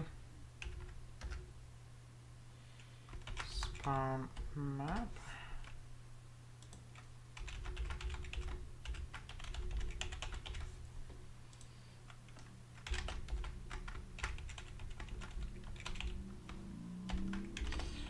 true.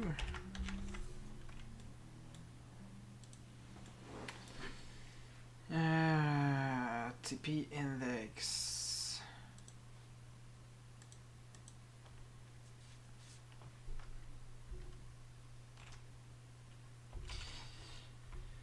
Map replace. I'll copy this again. It's gonna make it easier. Map type is going to be TP.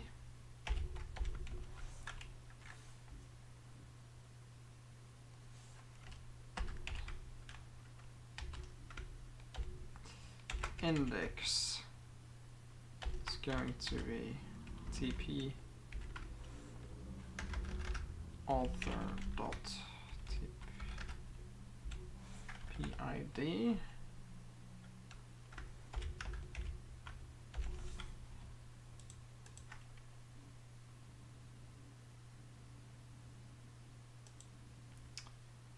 And then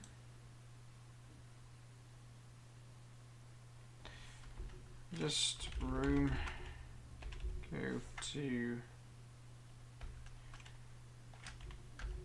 TP room. That's going to store the spawn data within the map and swap the rooms. Swap the rooms will destroy the player object, will trigger the save, which will save everything except the spawn index, the spawn map, because that's already in there. It doesn't need to be replaced. User event 0 can be erased.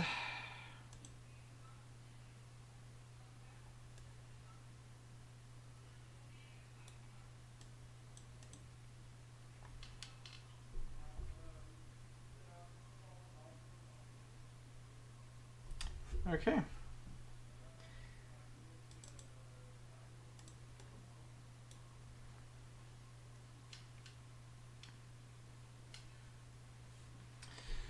So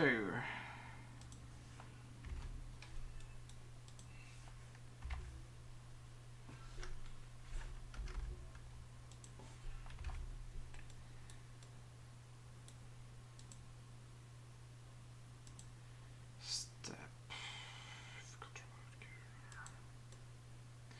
Okay.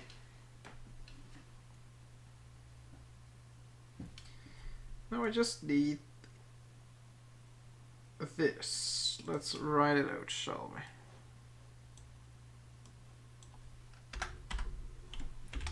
On creation, load, create player.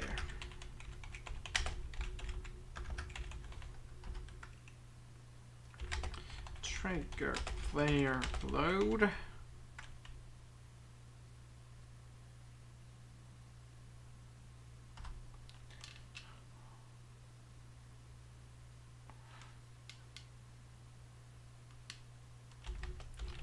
Set player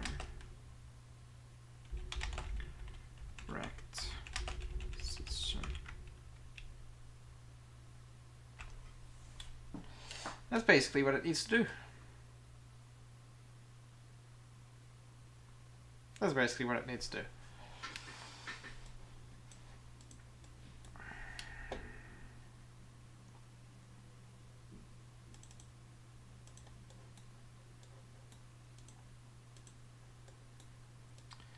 I don't need this.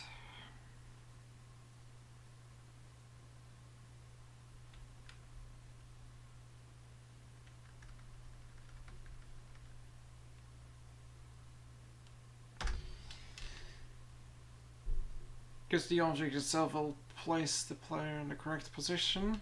That's why the controller's even there. This is existing camera.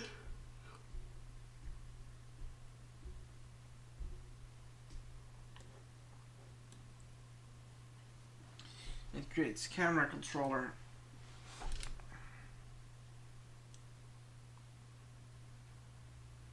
I can let this be.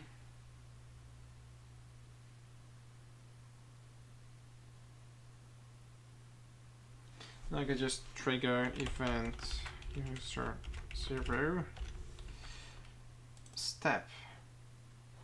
Don't need this anymore. Destroy. Don't need this anymore. Again, step hard save. I can still keep this around. Get player location and create character. These are the important parts. Create character.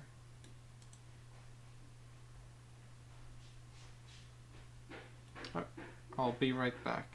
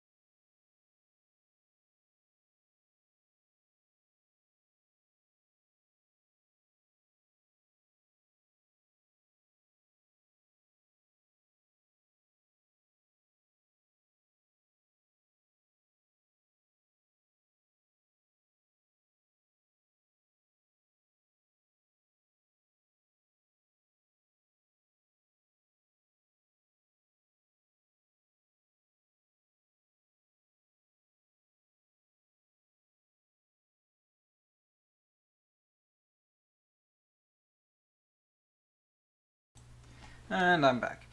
That was about the cat.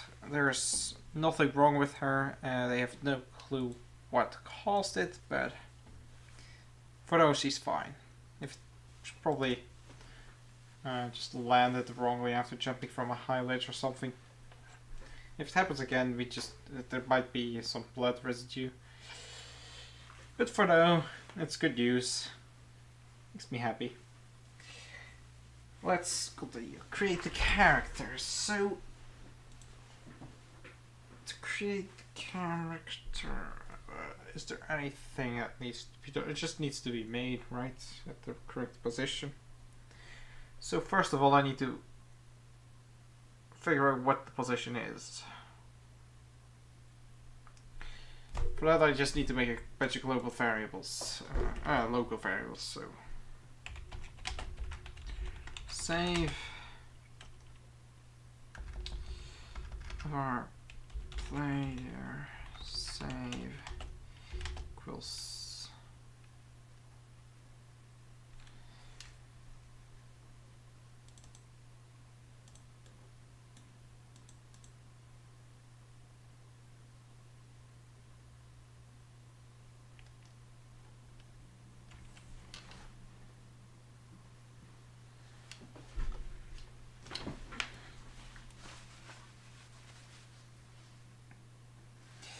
Okay, I'll need to check whether or not a player exists first.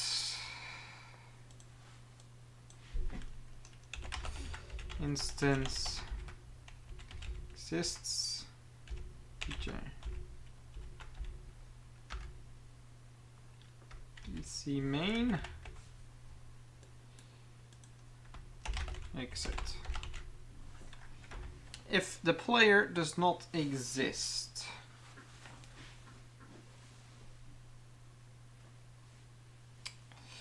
we will check if there's a save. Normally, I'll have the first player position when they start the game, and they'll be placed in the level. So they will make the save file. So the save file should exist. This should only happen. This code should only run as soon as you move from a rune. Hence this check. So if you swap rooms, there should already be a save file. So if the entry exists, if the entry doesn't exist, rather, this map exists, ID is global of the root save, and I'm looking for player. If player does not exist, exit. No, not exit. Instance. Create. Yeah, layer. X equals 0, 0. Instant player. OVG piece peel. That's PC Lite.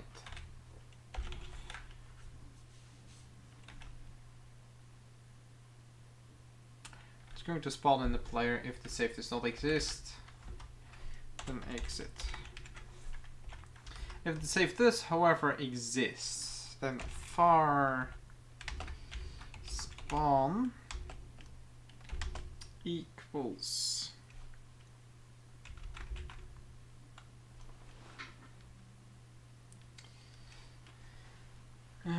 equals this map find value within. Oh, wait a second.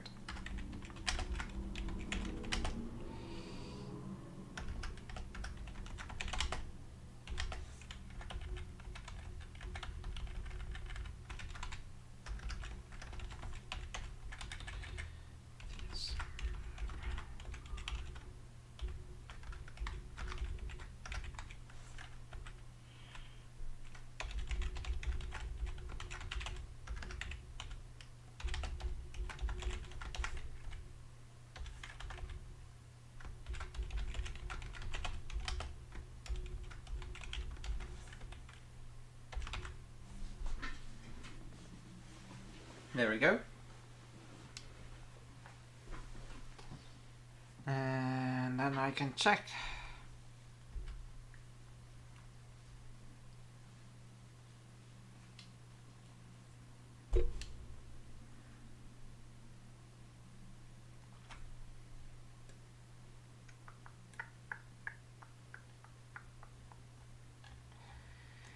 Okay.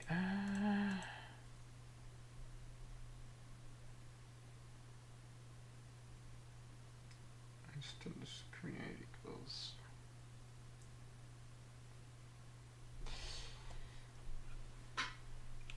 switch player save type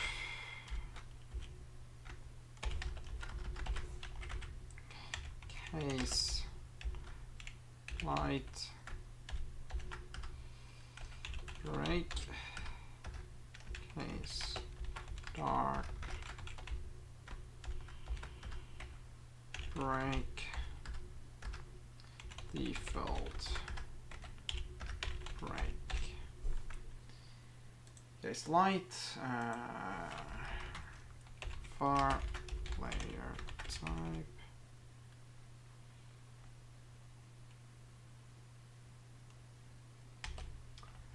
equals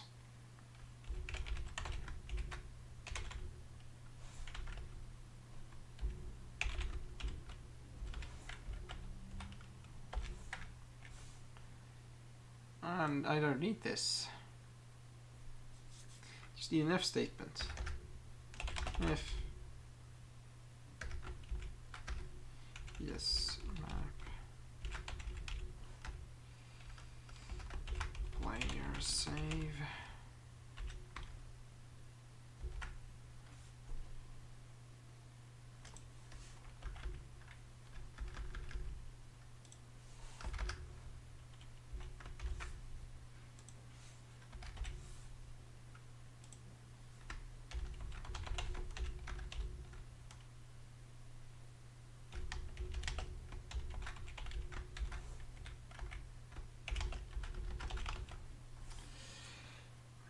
yeah.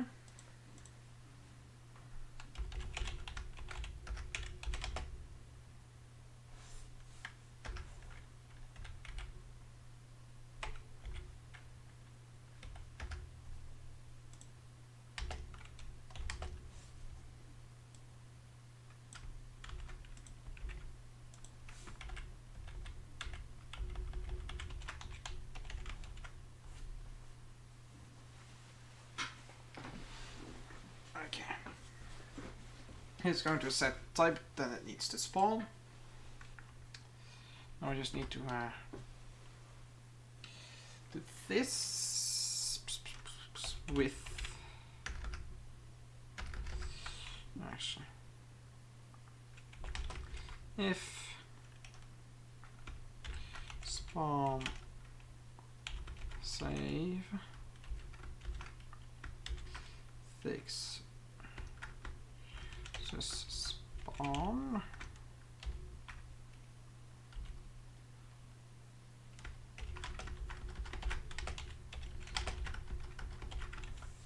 if it does not use a spawn, it's really simple. With instance create player x is player save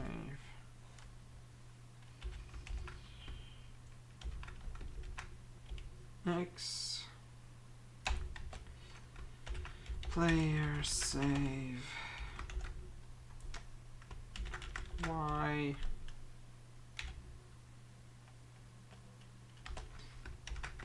instance player, and then the object is asset get index and the name is player type.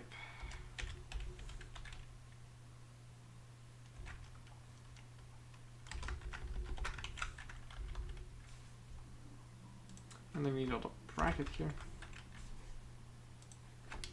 There we go. So it's going to create the player at the X and Y of the correct type, and it's going to trigger the load.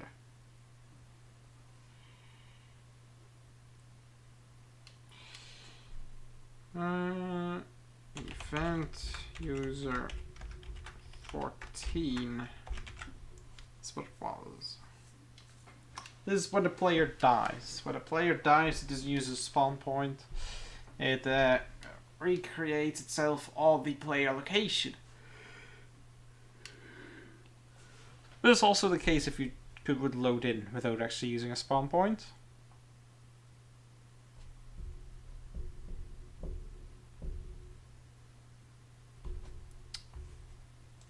If it just uses spawn point, that's going to be trickier. Because I need to get the type, and then depending on the type. So switch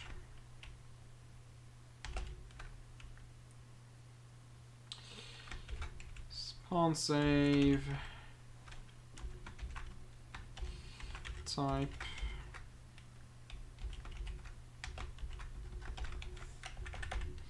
case TP break check region hashtag end region. It's gonna make it very neat to work in. Okay, if it is a TP, that means it's a teleporter, and then it needs to run the code to find its teleporting index. And if teleporting index does not equal -1, teleporter main.tp idea equals, and that just sets it to spawn point. Okay, so I just need this piece of code.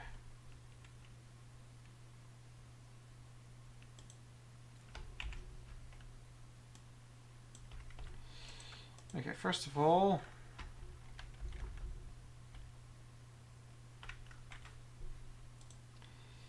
if the word PID equals spawn save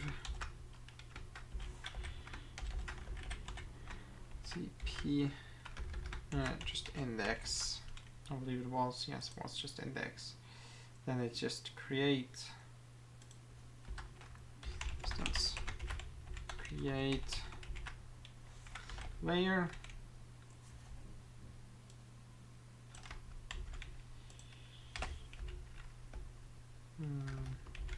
X Y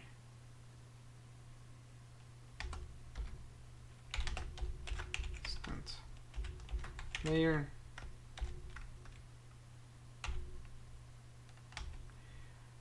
the name object is this here.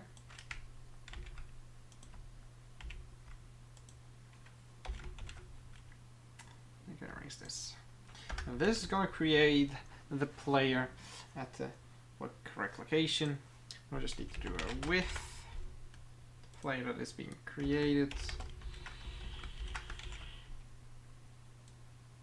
Event user 14. Load the stats.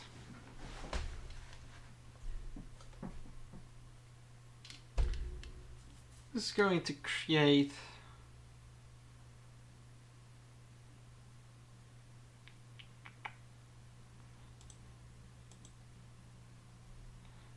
so I don't need to destroy the player link. I don't need to switch rooms. I don't need to set the X and Y coordinates, so I can delete this. I don't need to set the state. Don't need to delay it either.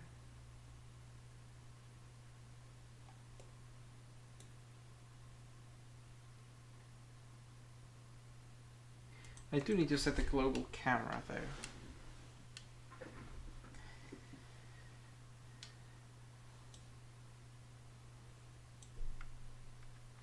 That's the only thing that I need to keep from all this piece of code. So with global camera.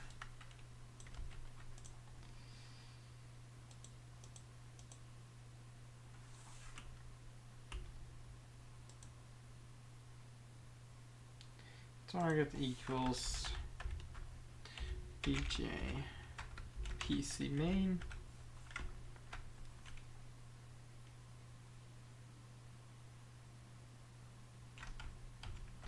There we go. What can I delete here? Player link is no longer needed. Load Q is not needed. Player X, player Y, room from, room go to TP index. I don't need any variables. Well, this is it. This is all. This is the entirety. Look how clean. All of that complex bullshit just reduced to this gloriousness. No, I just need to know if it works or not.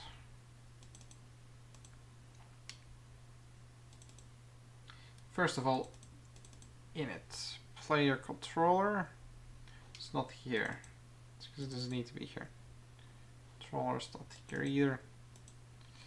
Spawn point is here.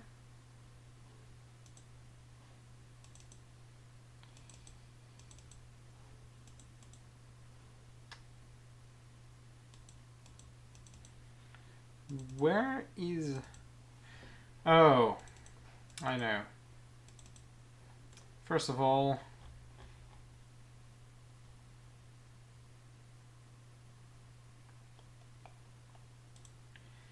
PC main. No, I can't move that. I'll just put the PC light here.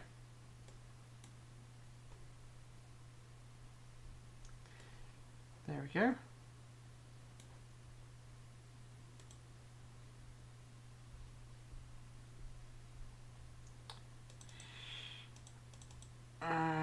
Do I have the teleporters? Could have the teleporters just generate the... That might be a good idea, actually.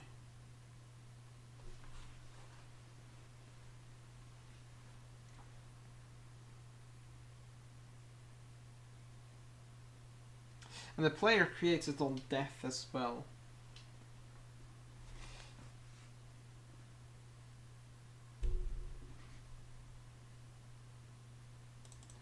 Or rather, triggers it on death.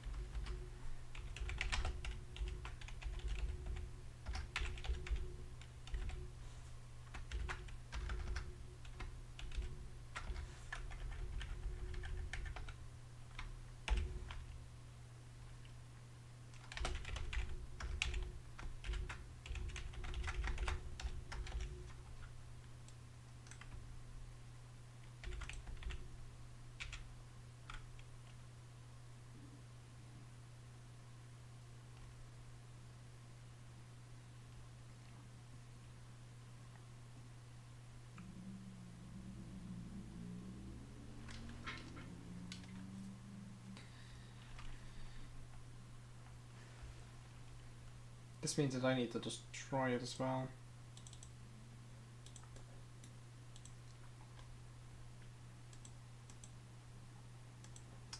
If it exists.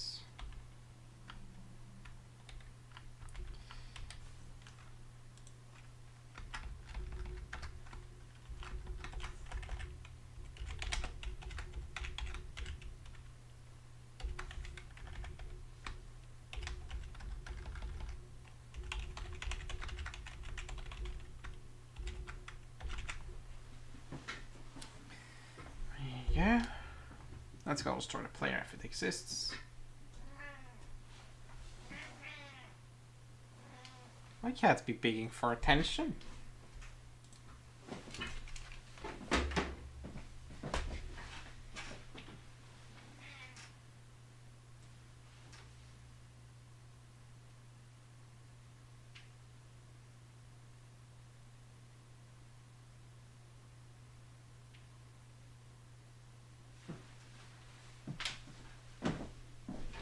Okay, so destroys the player if it exists, then creates it. Yeah,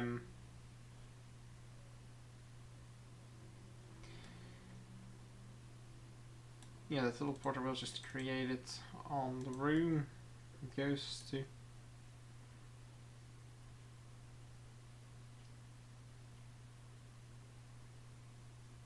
No, I can't. I actually have to manually place it in every room.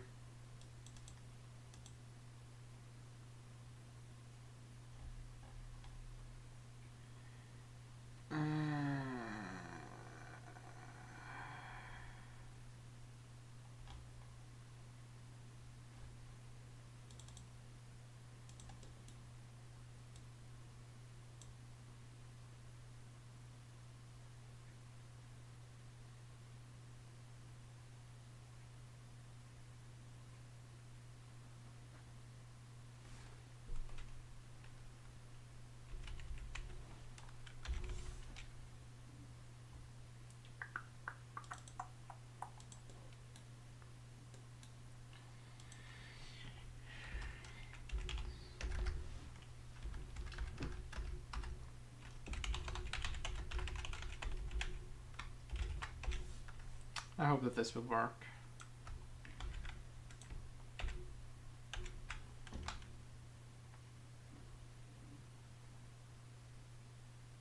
Teleporter main. You are not going to create stuff. Simply every room that has a player, I'll just have to put in a player controller. It's like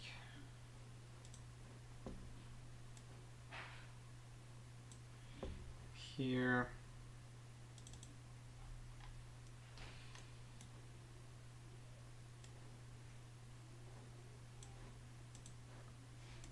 Here.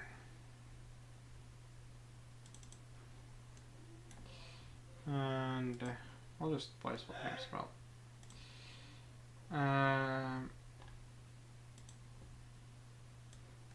There we go. Ooh, that's a big room. There we go. Now we test. And I am 100% certain that this will crash. Yes. Instant player does not exist.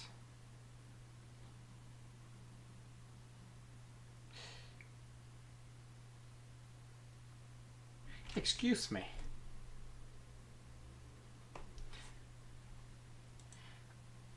I completely forgot. Oh my god. I completely 100% forgot about the buttons.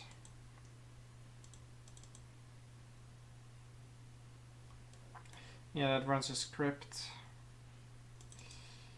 And this creates the player controller, and then does that.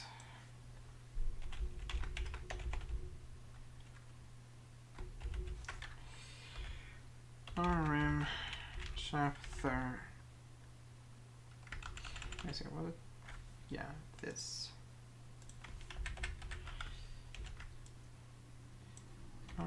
Room go to there. I did not put the press D back. Why? Oh well. Did I really have a breakpoint? Why do I have a breakpoint? Why do I still have these breakpoints? It actually...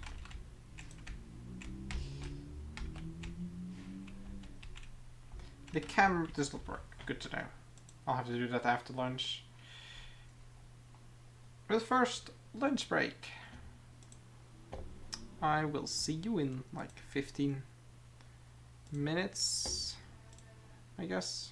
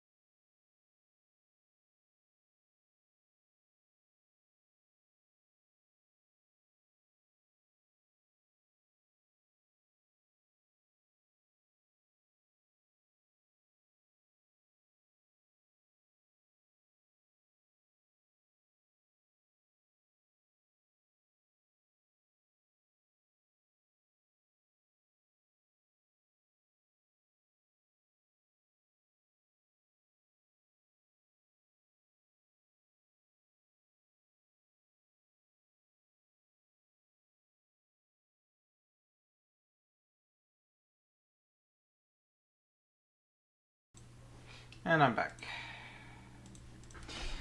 Okay, let's go. So, switch the room. Why do I have a script here? Why do I have a script that switches the room?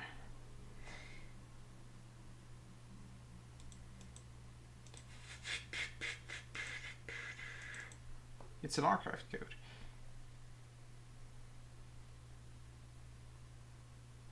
Why is there... Why is it still?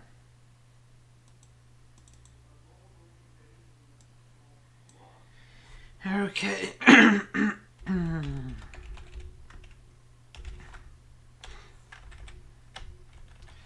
Do chapter... room chapter 000. There we go.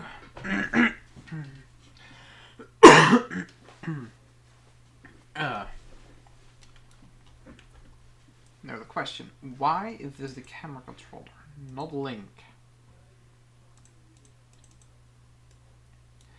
to the player?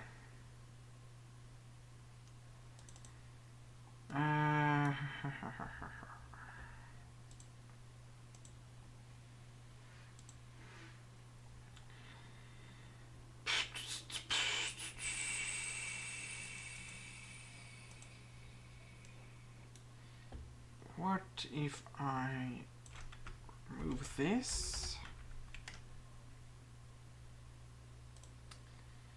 and place that here equals author.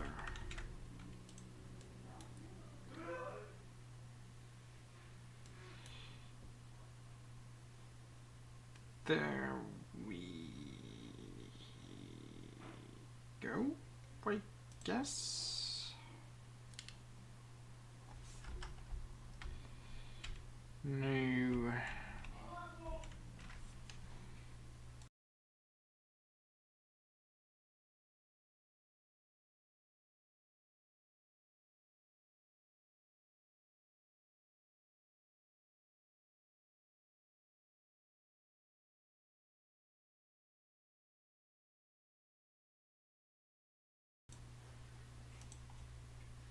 This isn't good. This is not good at all.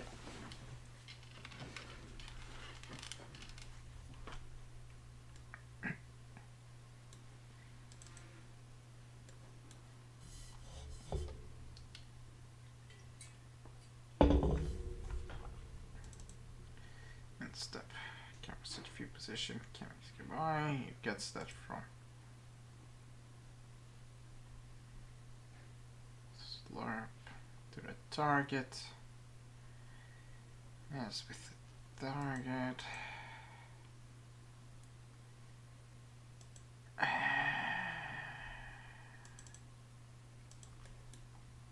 So just creates the player.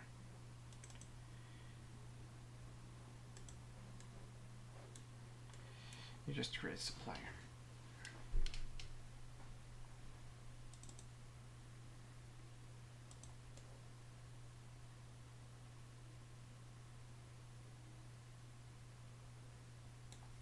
Do I actually need this set of view width and height?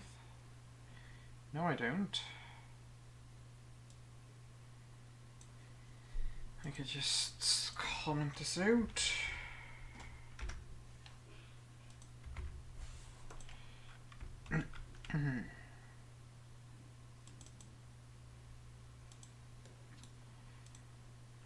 I also don't need this. Camera controller is persistent. Camera controller is made.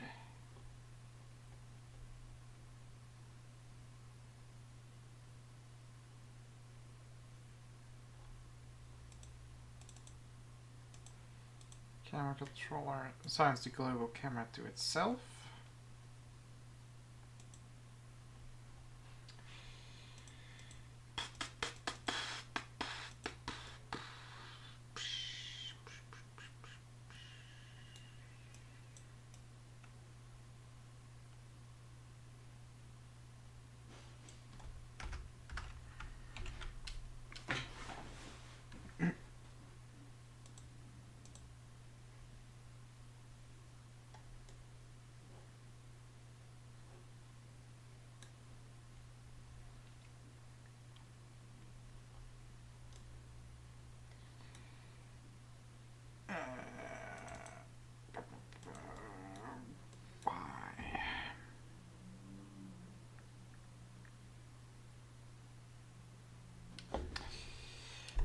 I need music. There we go, that's much better.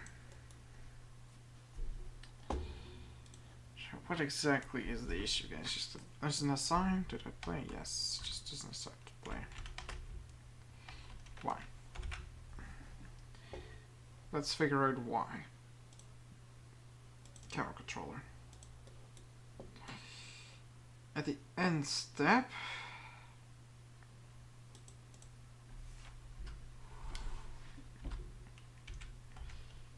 our bag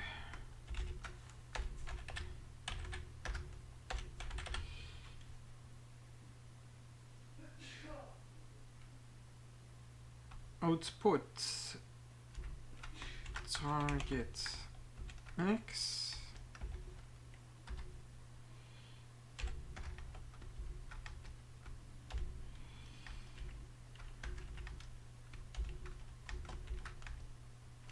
plus cam X.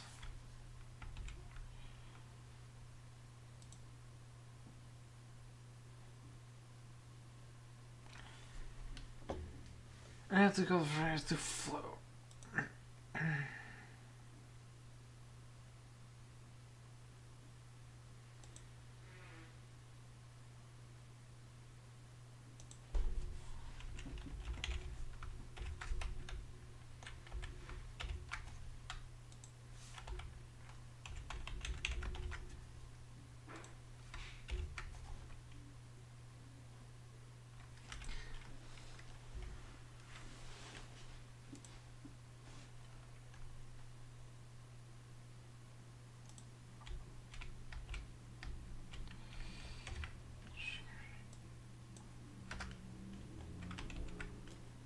Room start.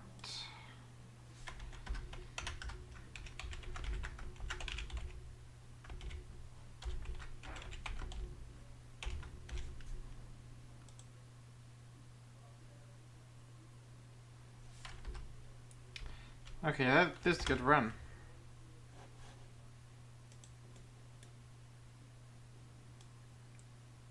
Wait a second, do I actually assign the...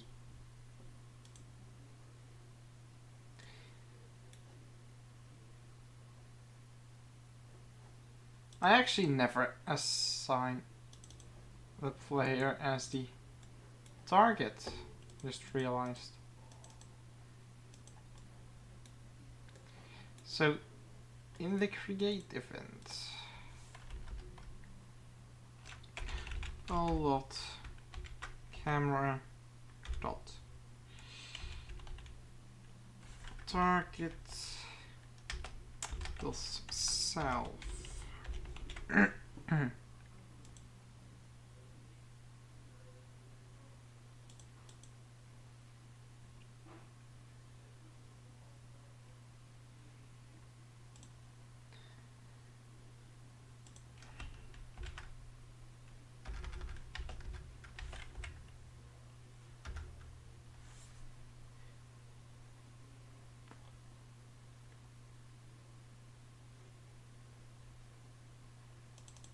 Okay.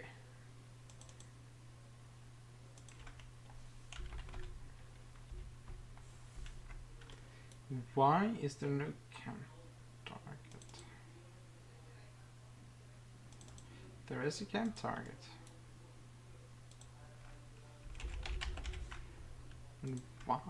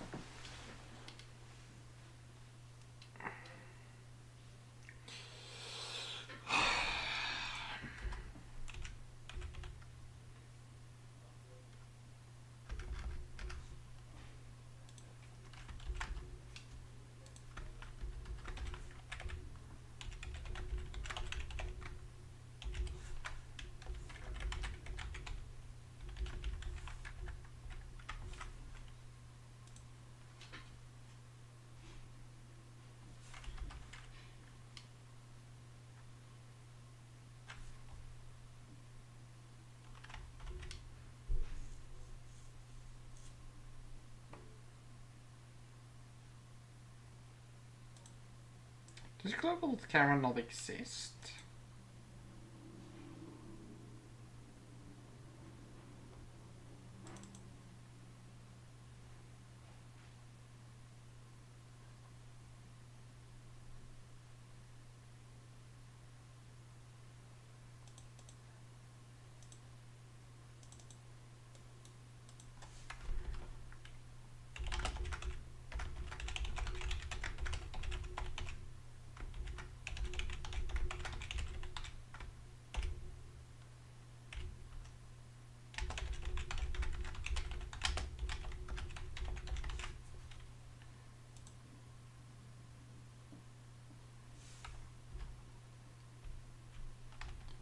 There we go, we have the camera and we have the target.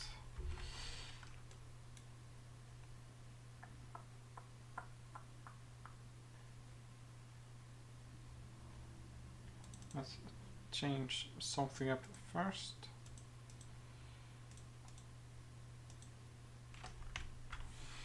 Delete that player.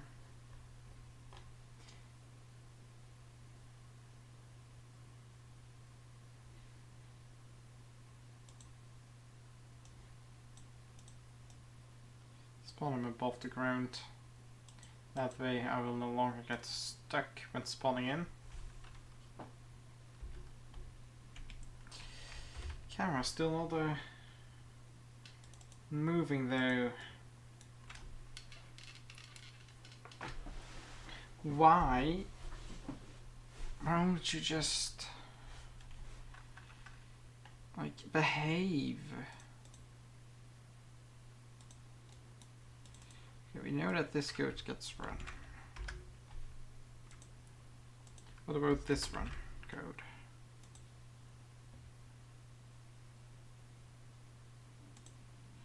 Yes, so it has a target, it knows the target exists, but it refuses to track the target. Count target.x minus u with. Right.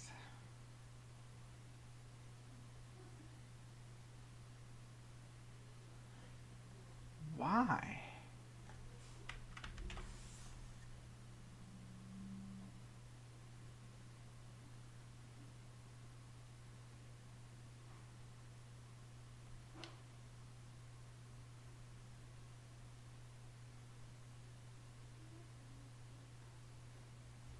Let's see, what if I...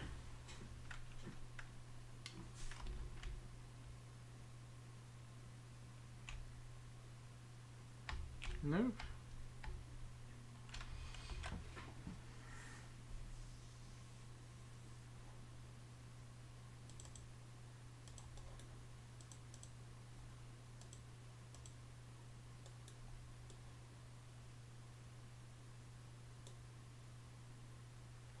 I'm gonna load it back up. I wanna know what I did with the stuff.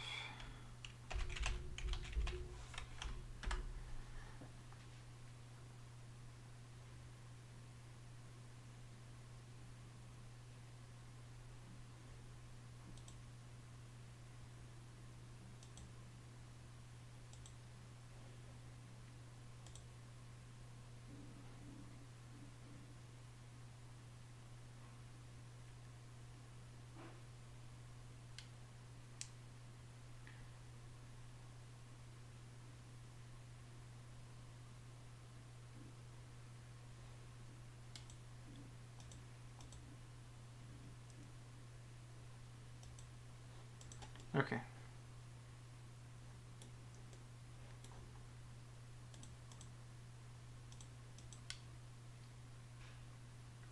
Play controller.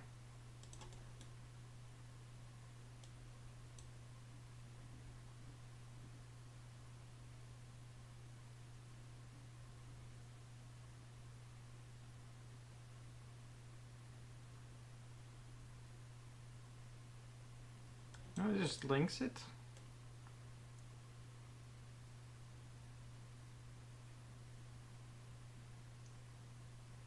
And why?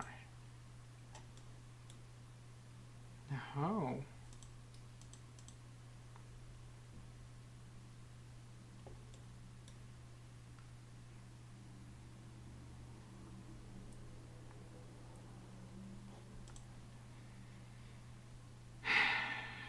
I have no clue.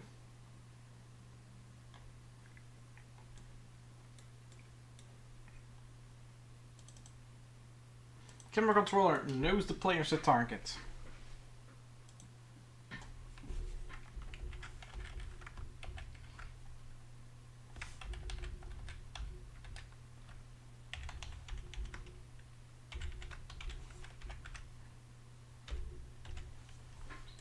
Okay.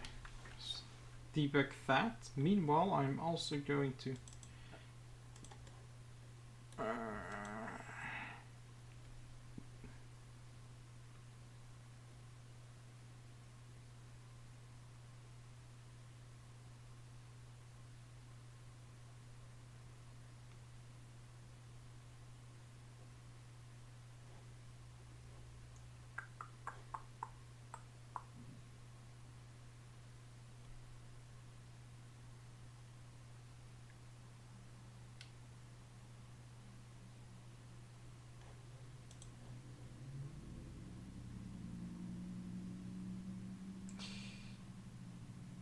let me think here for a second.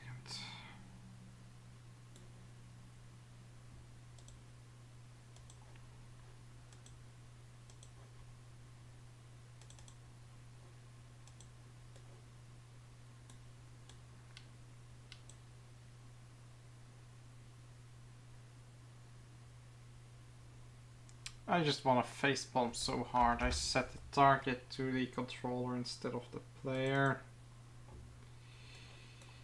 Boy.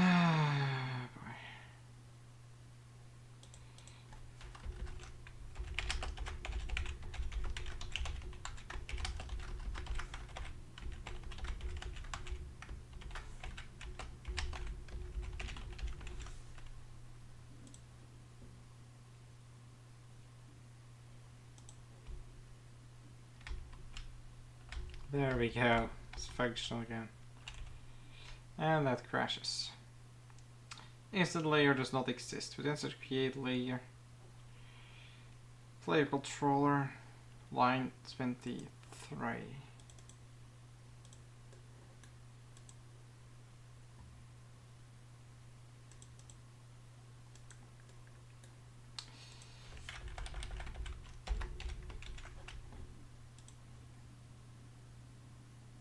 That was just misspelling. And define value.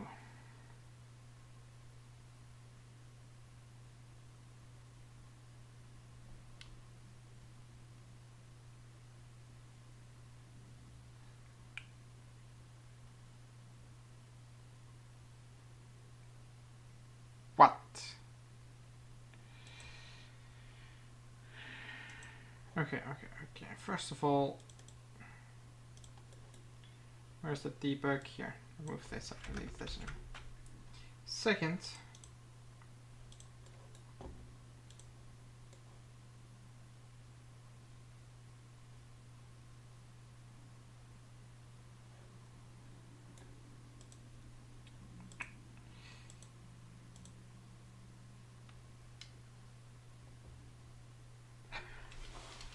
this might be an order issue. This might be that it tries to create a new player while the other one is still not saved. Although that would be rather weird. Does it actually call the... Yes, it does.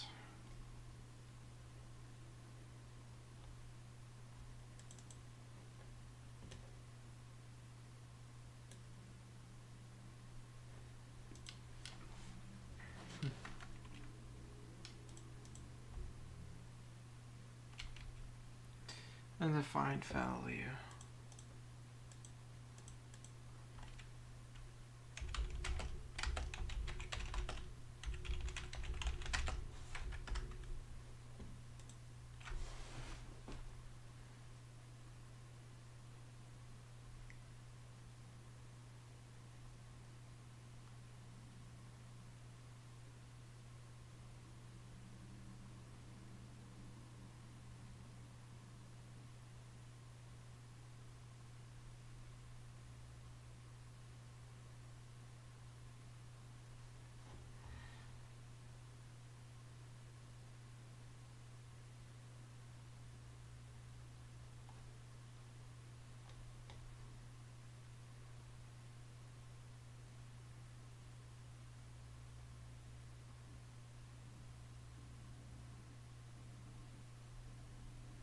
Okay.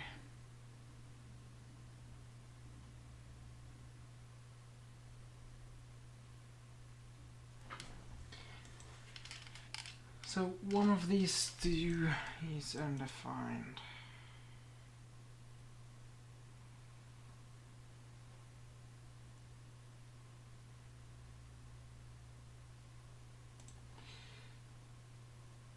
Line 42 here.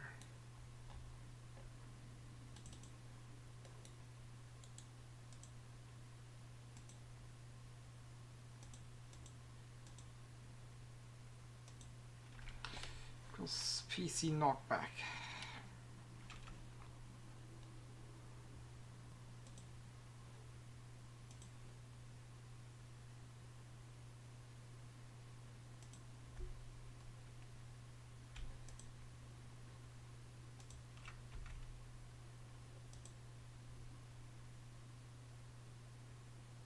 It is undefined, that's why. Why is it undefined? Let me test something. Let me save and then go through the door.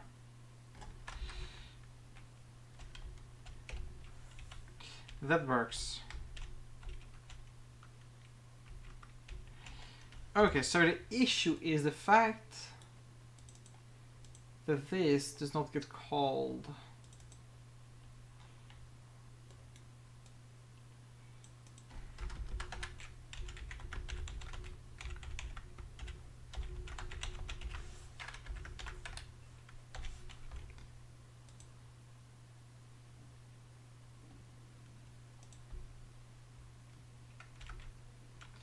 Yeah. It never calls it. Why? Let me try it again with saving this time and see how many times it gets called. It is saved. It's not saved. Why is object destroy not being called?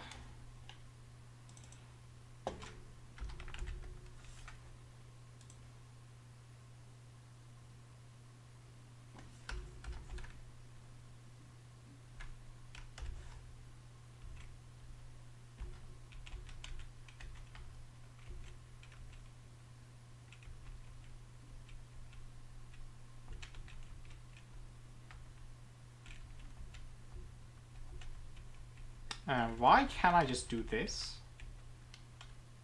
Should be only if I'm colliding. What is going on here?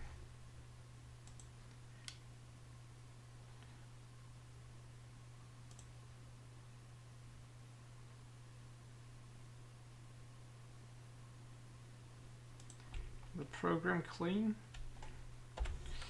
Saves. This does not make sense. Teleporters.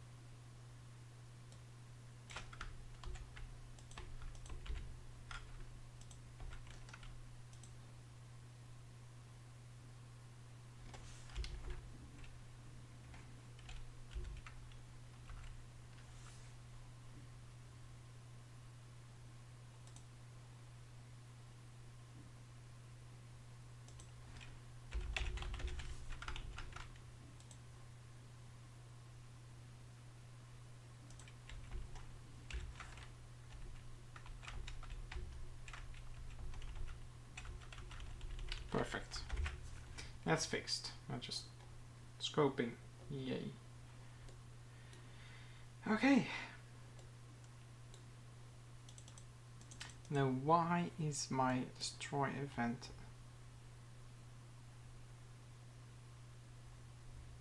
Is it only called when you actually destroy the object and not when switching rooms?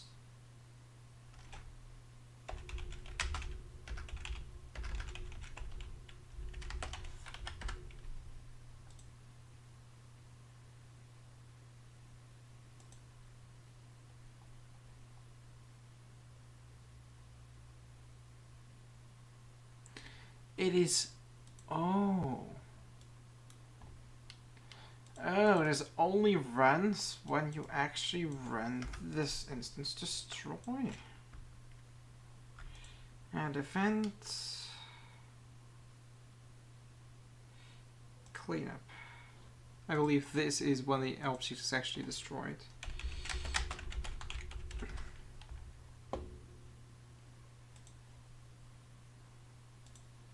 Event will be called after an event that removes the from the room. So the result that it's destroyed if the room ends or if the game ends.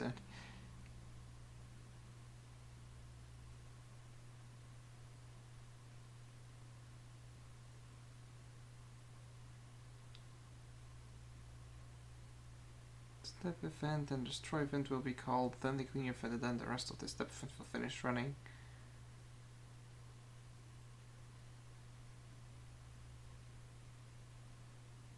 Okay. So I need to move this to here. And remove this. And I actually need to check every single object I have to see if they push something in the destroy event. This already uses cleanup.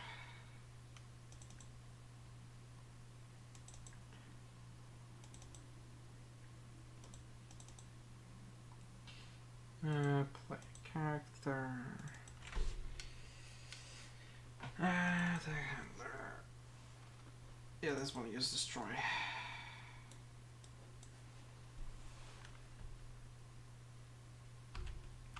This needs to go to cleanup.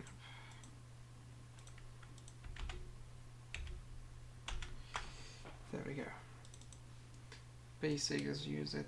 Projectiles do use it. This also cleanup.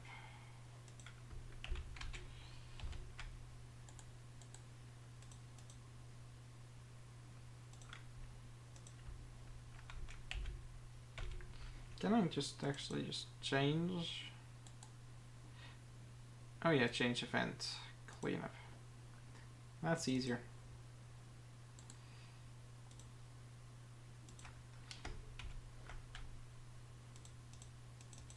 Special main, isn't done yet. Isn't done yet. That's not functional. Hitboxes do use it.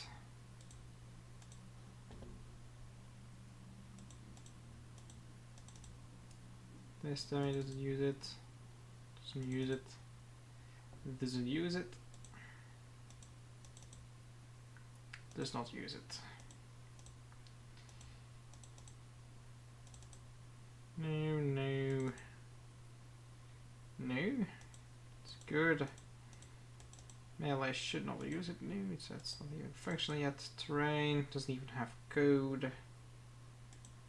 Buttons don't run anything after death. Nope. Shouldn't do that anyway. Actable doors. Don't have code because it's all inherited. Target. Not used at the moment. The frick is this object? Oh, revealing area. Yeah, it still needs to be made. Okay. It's all checked. So now I should actually be able to just switch rooms and it will automatically save and... No, it is not.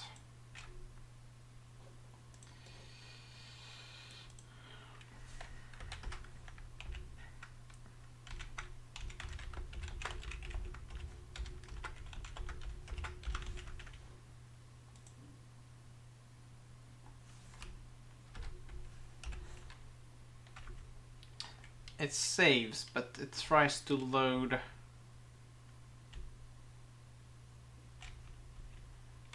Why exactly am I being put back in there? Oh, it's because that's the sponsor. That's another thing that needs fixing. Okay, let's see.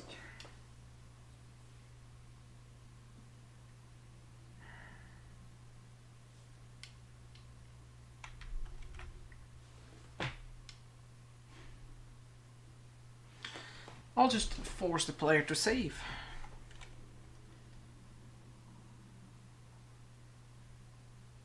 I'll just force a save. I mean, it doesn't really matter forcing saves. It's just a save. So let's just do that. Event user 13. The player will be forced to save stats when traveling rooms. So that should fix this. Yes.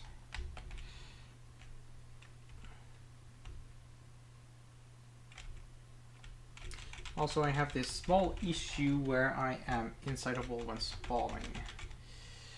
So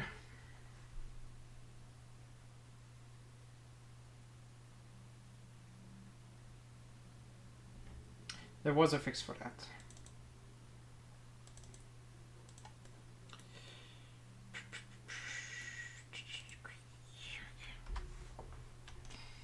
If point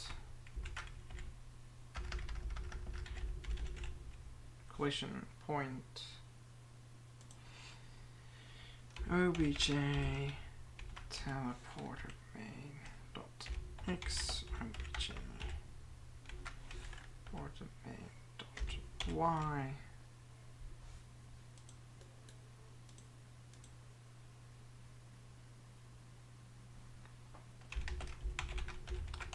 rain false false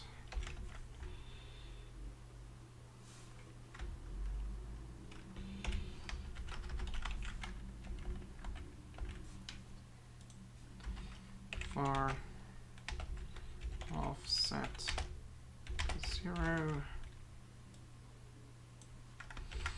offset equals 1.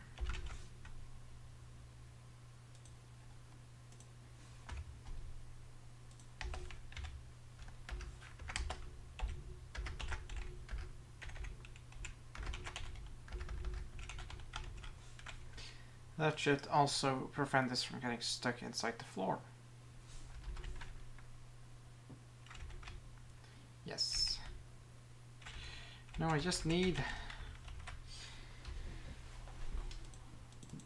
to somehow get rid of this.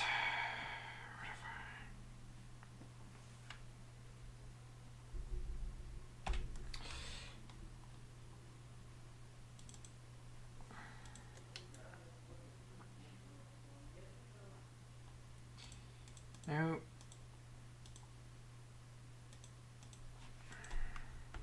Let's organize this bit. Hashtag region set type. I do not ever need to touch this again. So we can minimize this.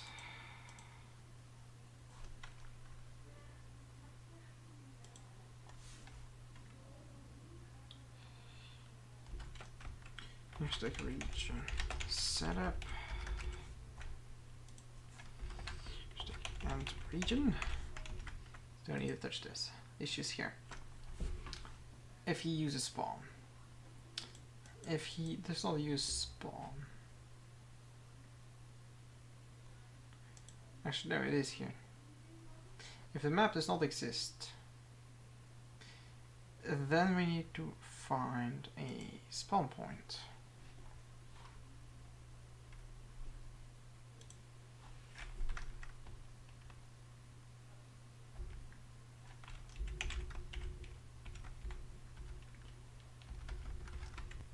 Controller spawn point dot x. It's just gonna grab the first spawn point in the room and put the player there. This is not good.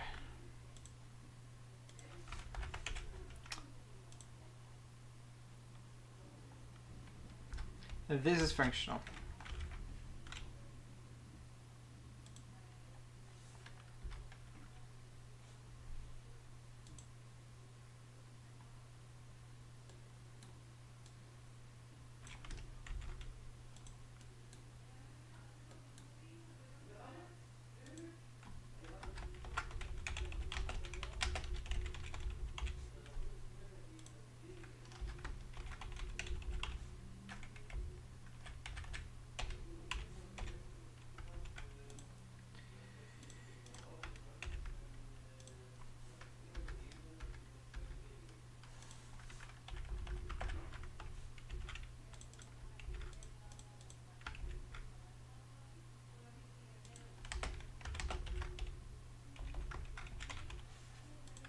And this should be functional.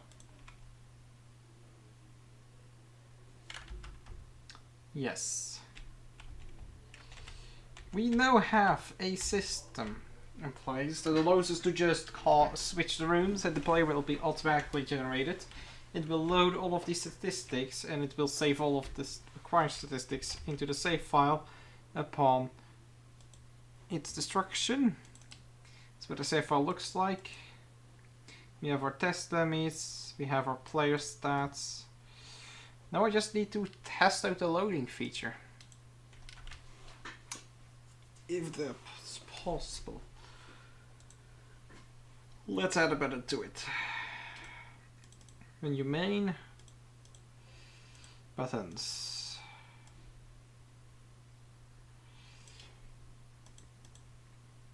Button resume.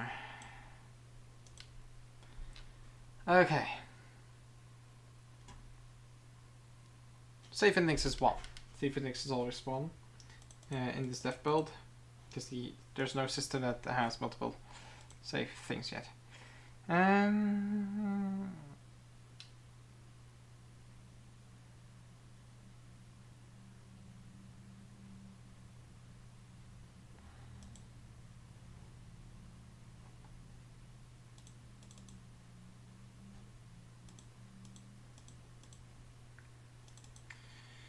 Okay.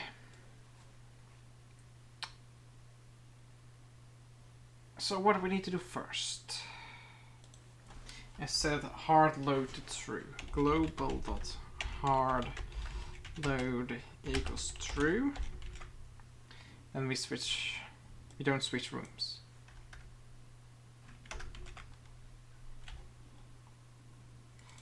Save controller. Load from file. If we hard load, we destroy the root save. Gone. Create the file name. If the file exists, we load from the file.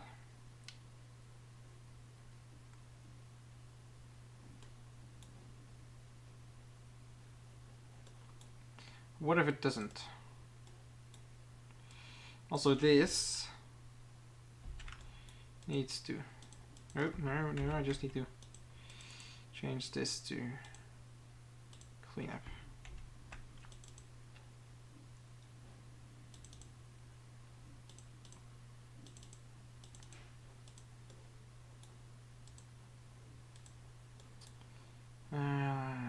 Close off this.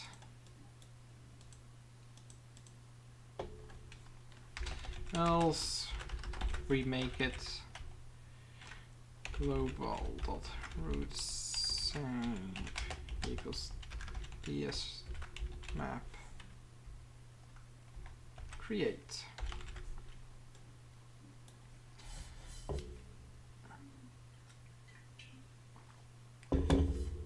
That's gonna load. And step. We immediately move the room as well. Room, go to global.root save accessor room. It is stored as room, right? Yes, stored as room. Okay. With this gets activated in the step event.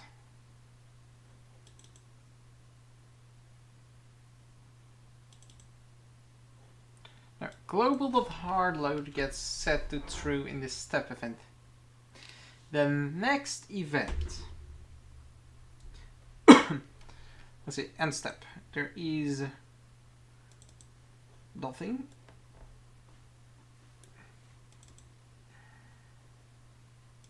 It could turn itself off.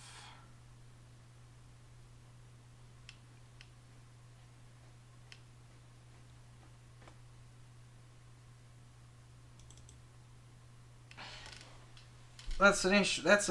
Okay, this is going to be are a little tricky. I need to load the file to make sure that the file has been loaded before everything else. So I need to have a separate variable. Where's my initialization? Here.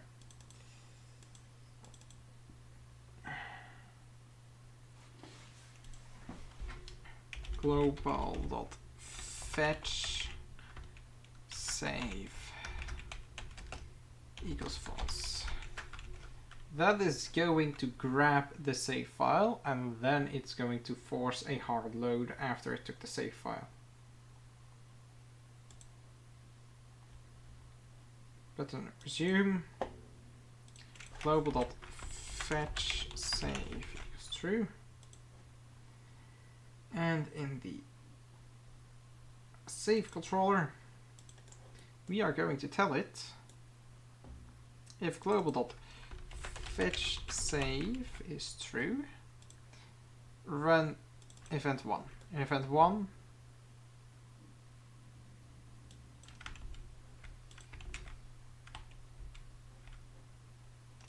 yeah, I don't need this. I don't need to check, it only runs if there's a hard load. It fetches the file. Global.hard load equals true. Global.fetch file false. Fetch save. And then after that, the begin step. Doesn't matter. End step. If the player is loaded, hard load equals false.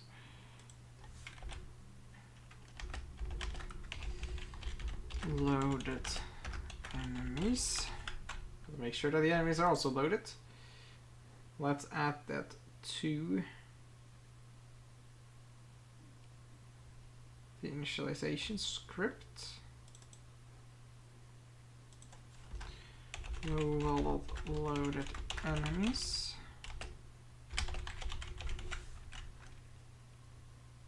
That's gonna load both player and enemies. Okay.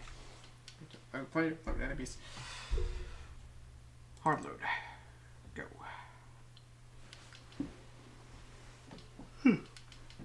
Player is going to be made.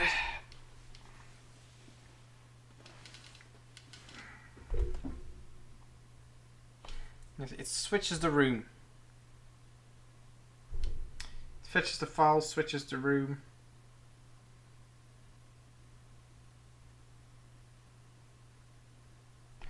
Do I default it to the spawn point or not? I will not default it to the spawn point just yet. It's a change I need to make. Save controller.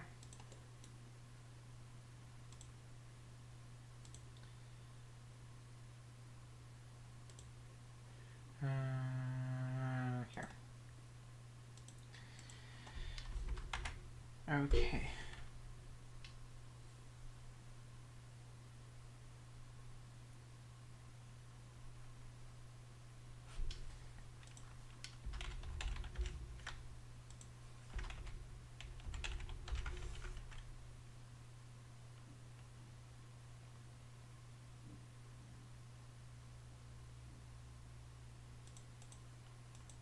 I need to make some changes here later on. Make sure that you cannot load if there is no save file to load. For now, global.root if access player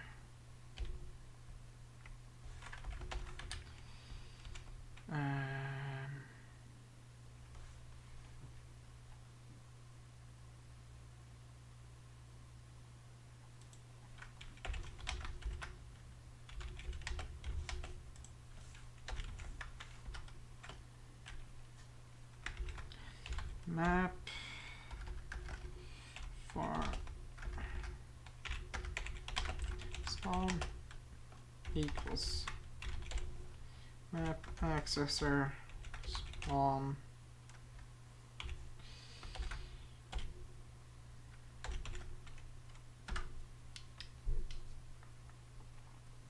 And we need to access the type. Assets thing. Spawn. Access. Uses spawn. Equals no.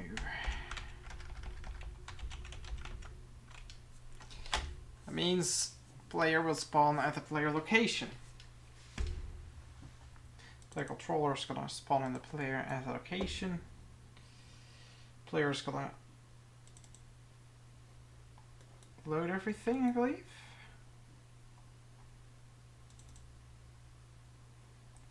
Player is going to load, set loaded player to true.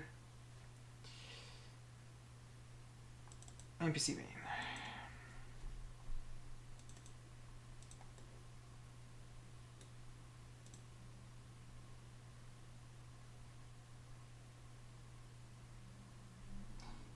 Else, see if it exists.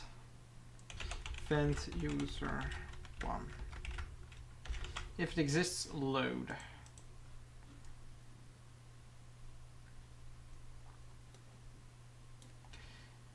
And then here, if global dot hard load, global dot load of enemies equals true. Should be it. That is the wrong button.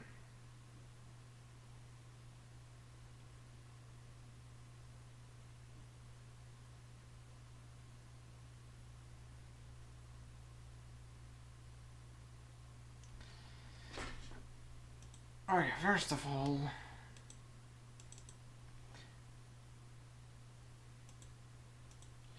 okay,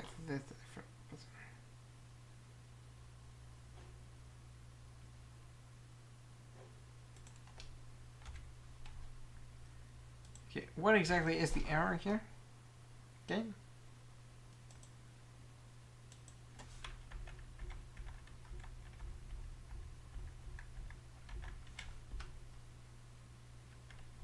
Can't even load.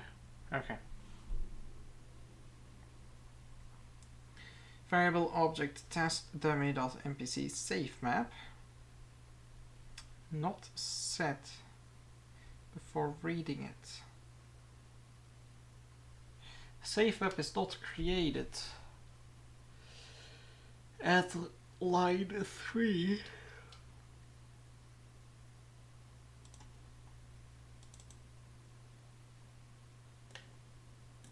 Here.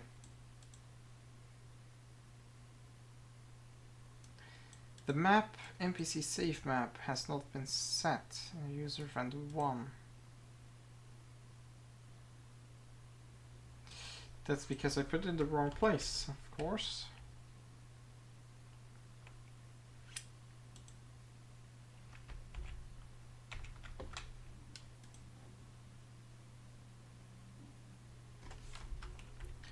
I can create regular game. Data structure with index does not exist. At object PC main, although line ds map replace state.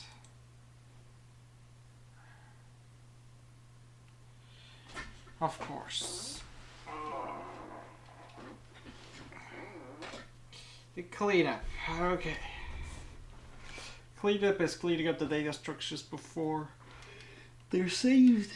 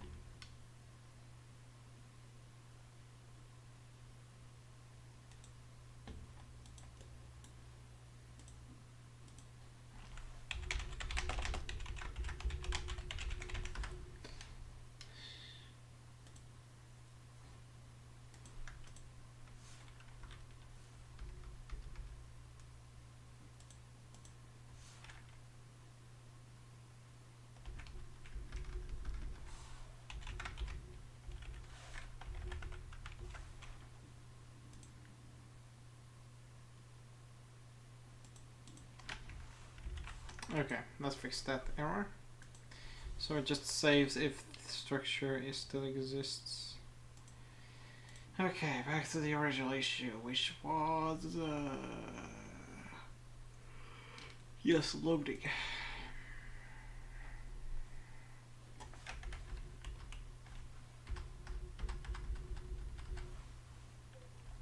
There's nothing. Why does it do nothing?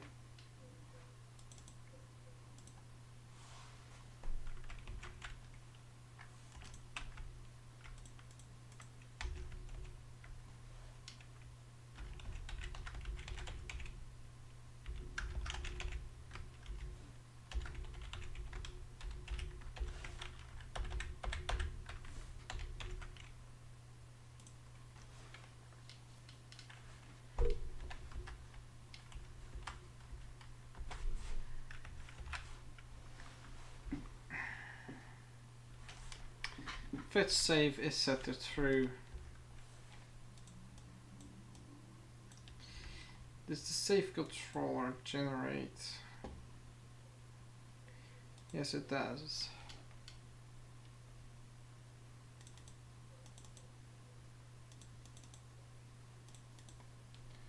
Save controller. Begin step. If go will fetch save.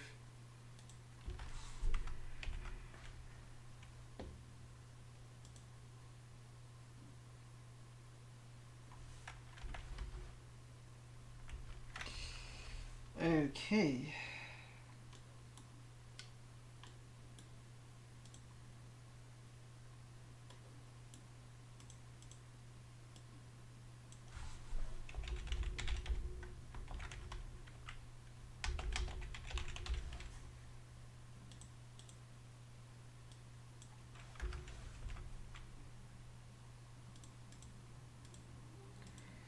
It takes the file.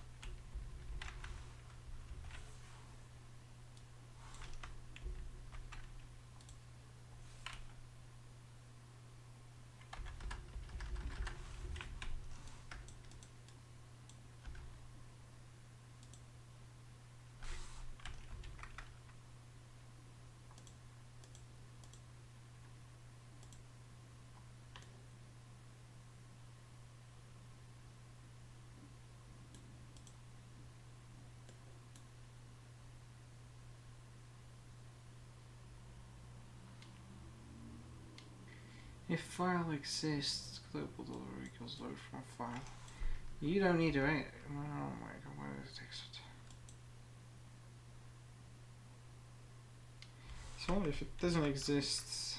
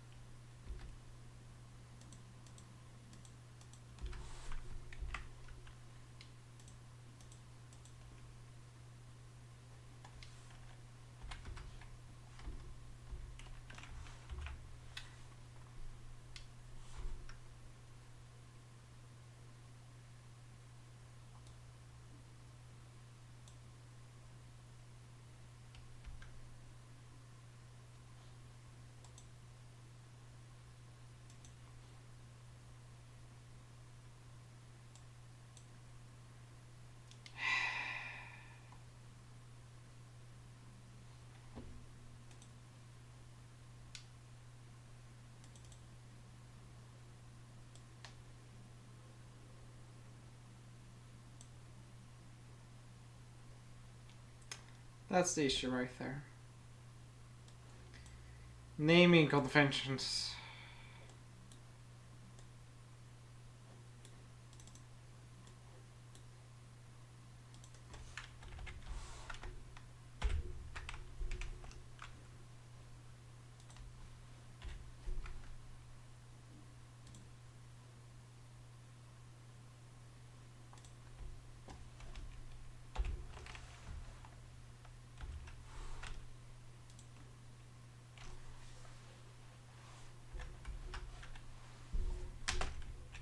It works. It gloriously works.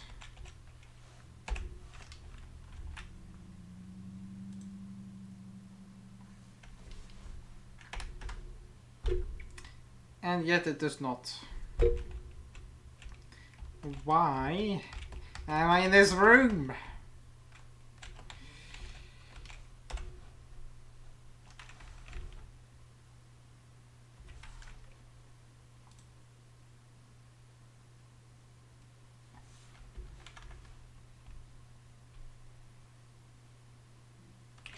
I know. Here.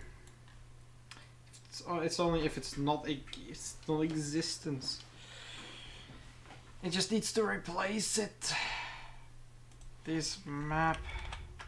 Replace. Move this. There we go. Every time we save, it's going to save the room as well now. So now we should be able to go here. Save. Alt F4. Run. Resume. Yes! It works. It's functional. Saving, loading. I can switch rooms with only one line of code and it does it all on its own. All the messiness is gone. All of it is just gone. It's perfect.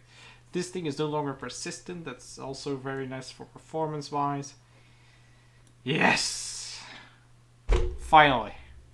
I can end this here now. I'm done. Okay. Place player on correct position. Done. Trigger player load. Done. Creation create player. Done. Everything works as intended. Tomorrow we'll continue the tedious work of adding all the data that needs to be saved, like for the enemy's sake.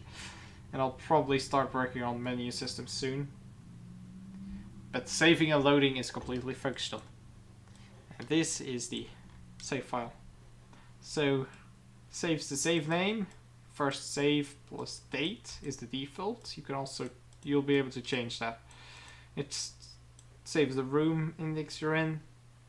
Lists all the enemies. 1 test dummy, 2 test dummy, 3 test dummies.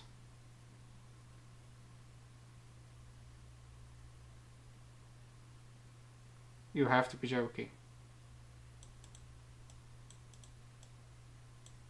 It didn't save the...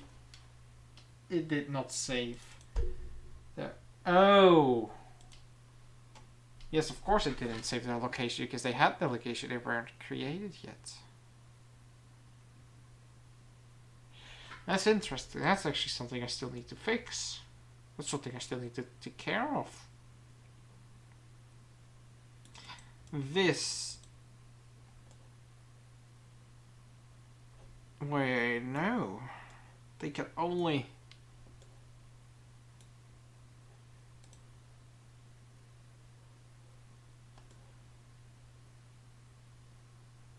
This triggers as soon as one enemy is saved.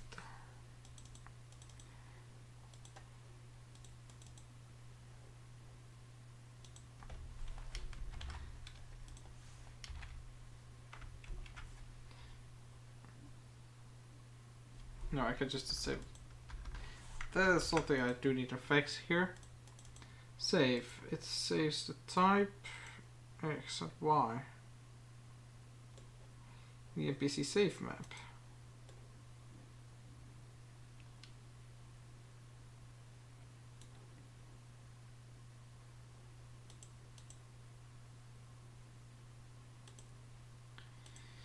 If global hard save event user 0. As if it exists, it's not persistent.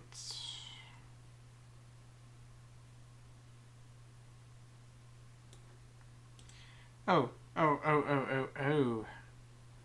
Oh, that's fine.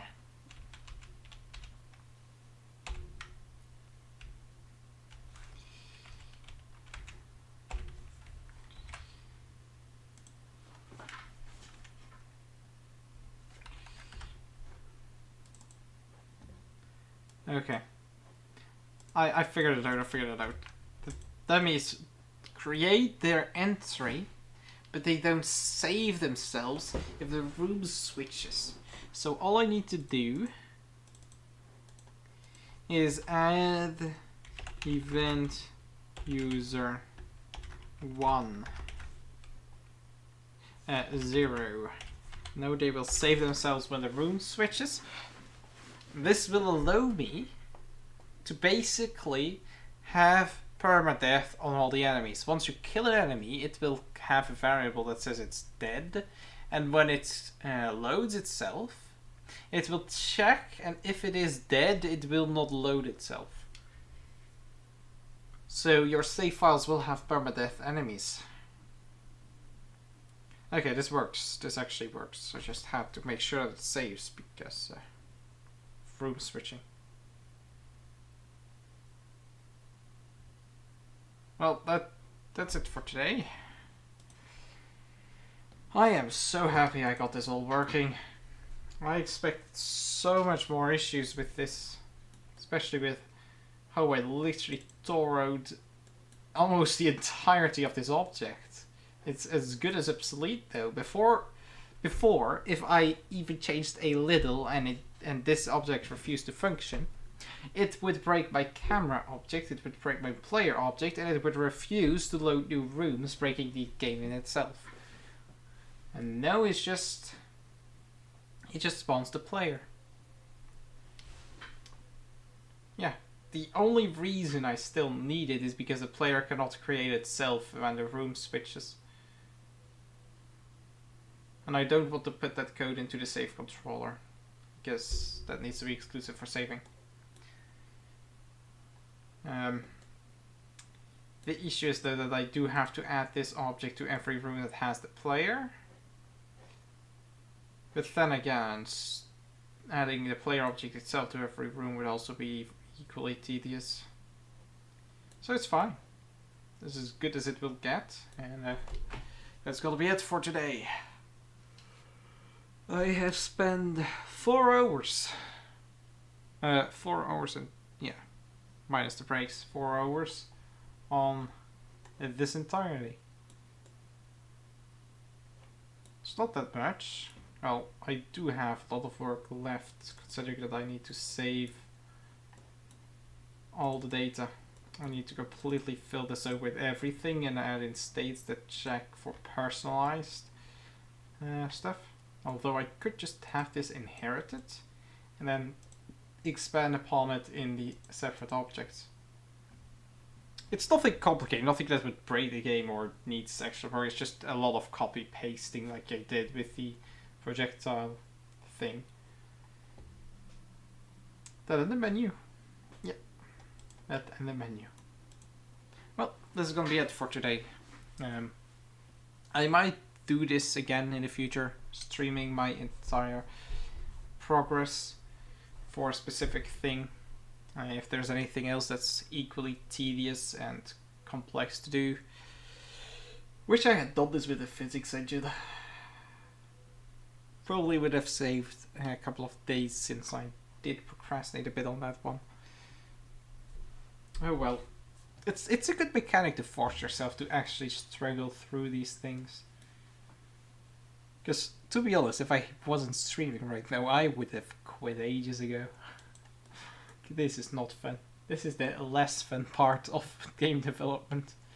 The stuff that's just like, well, you gotta do it. Oh well.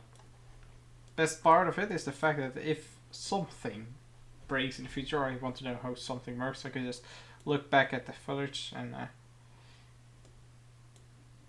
yeah. I will see you probably in a week or two for the next devlog. Depends on what I can get done. I've got a bunch of other stuff to do in the meantime. And goodbye. Thank you for watching.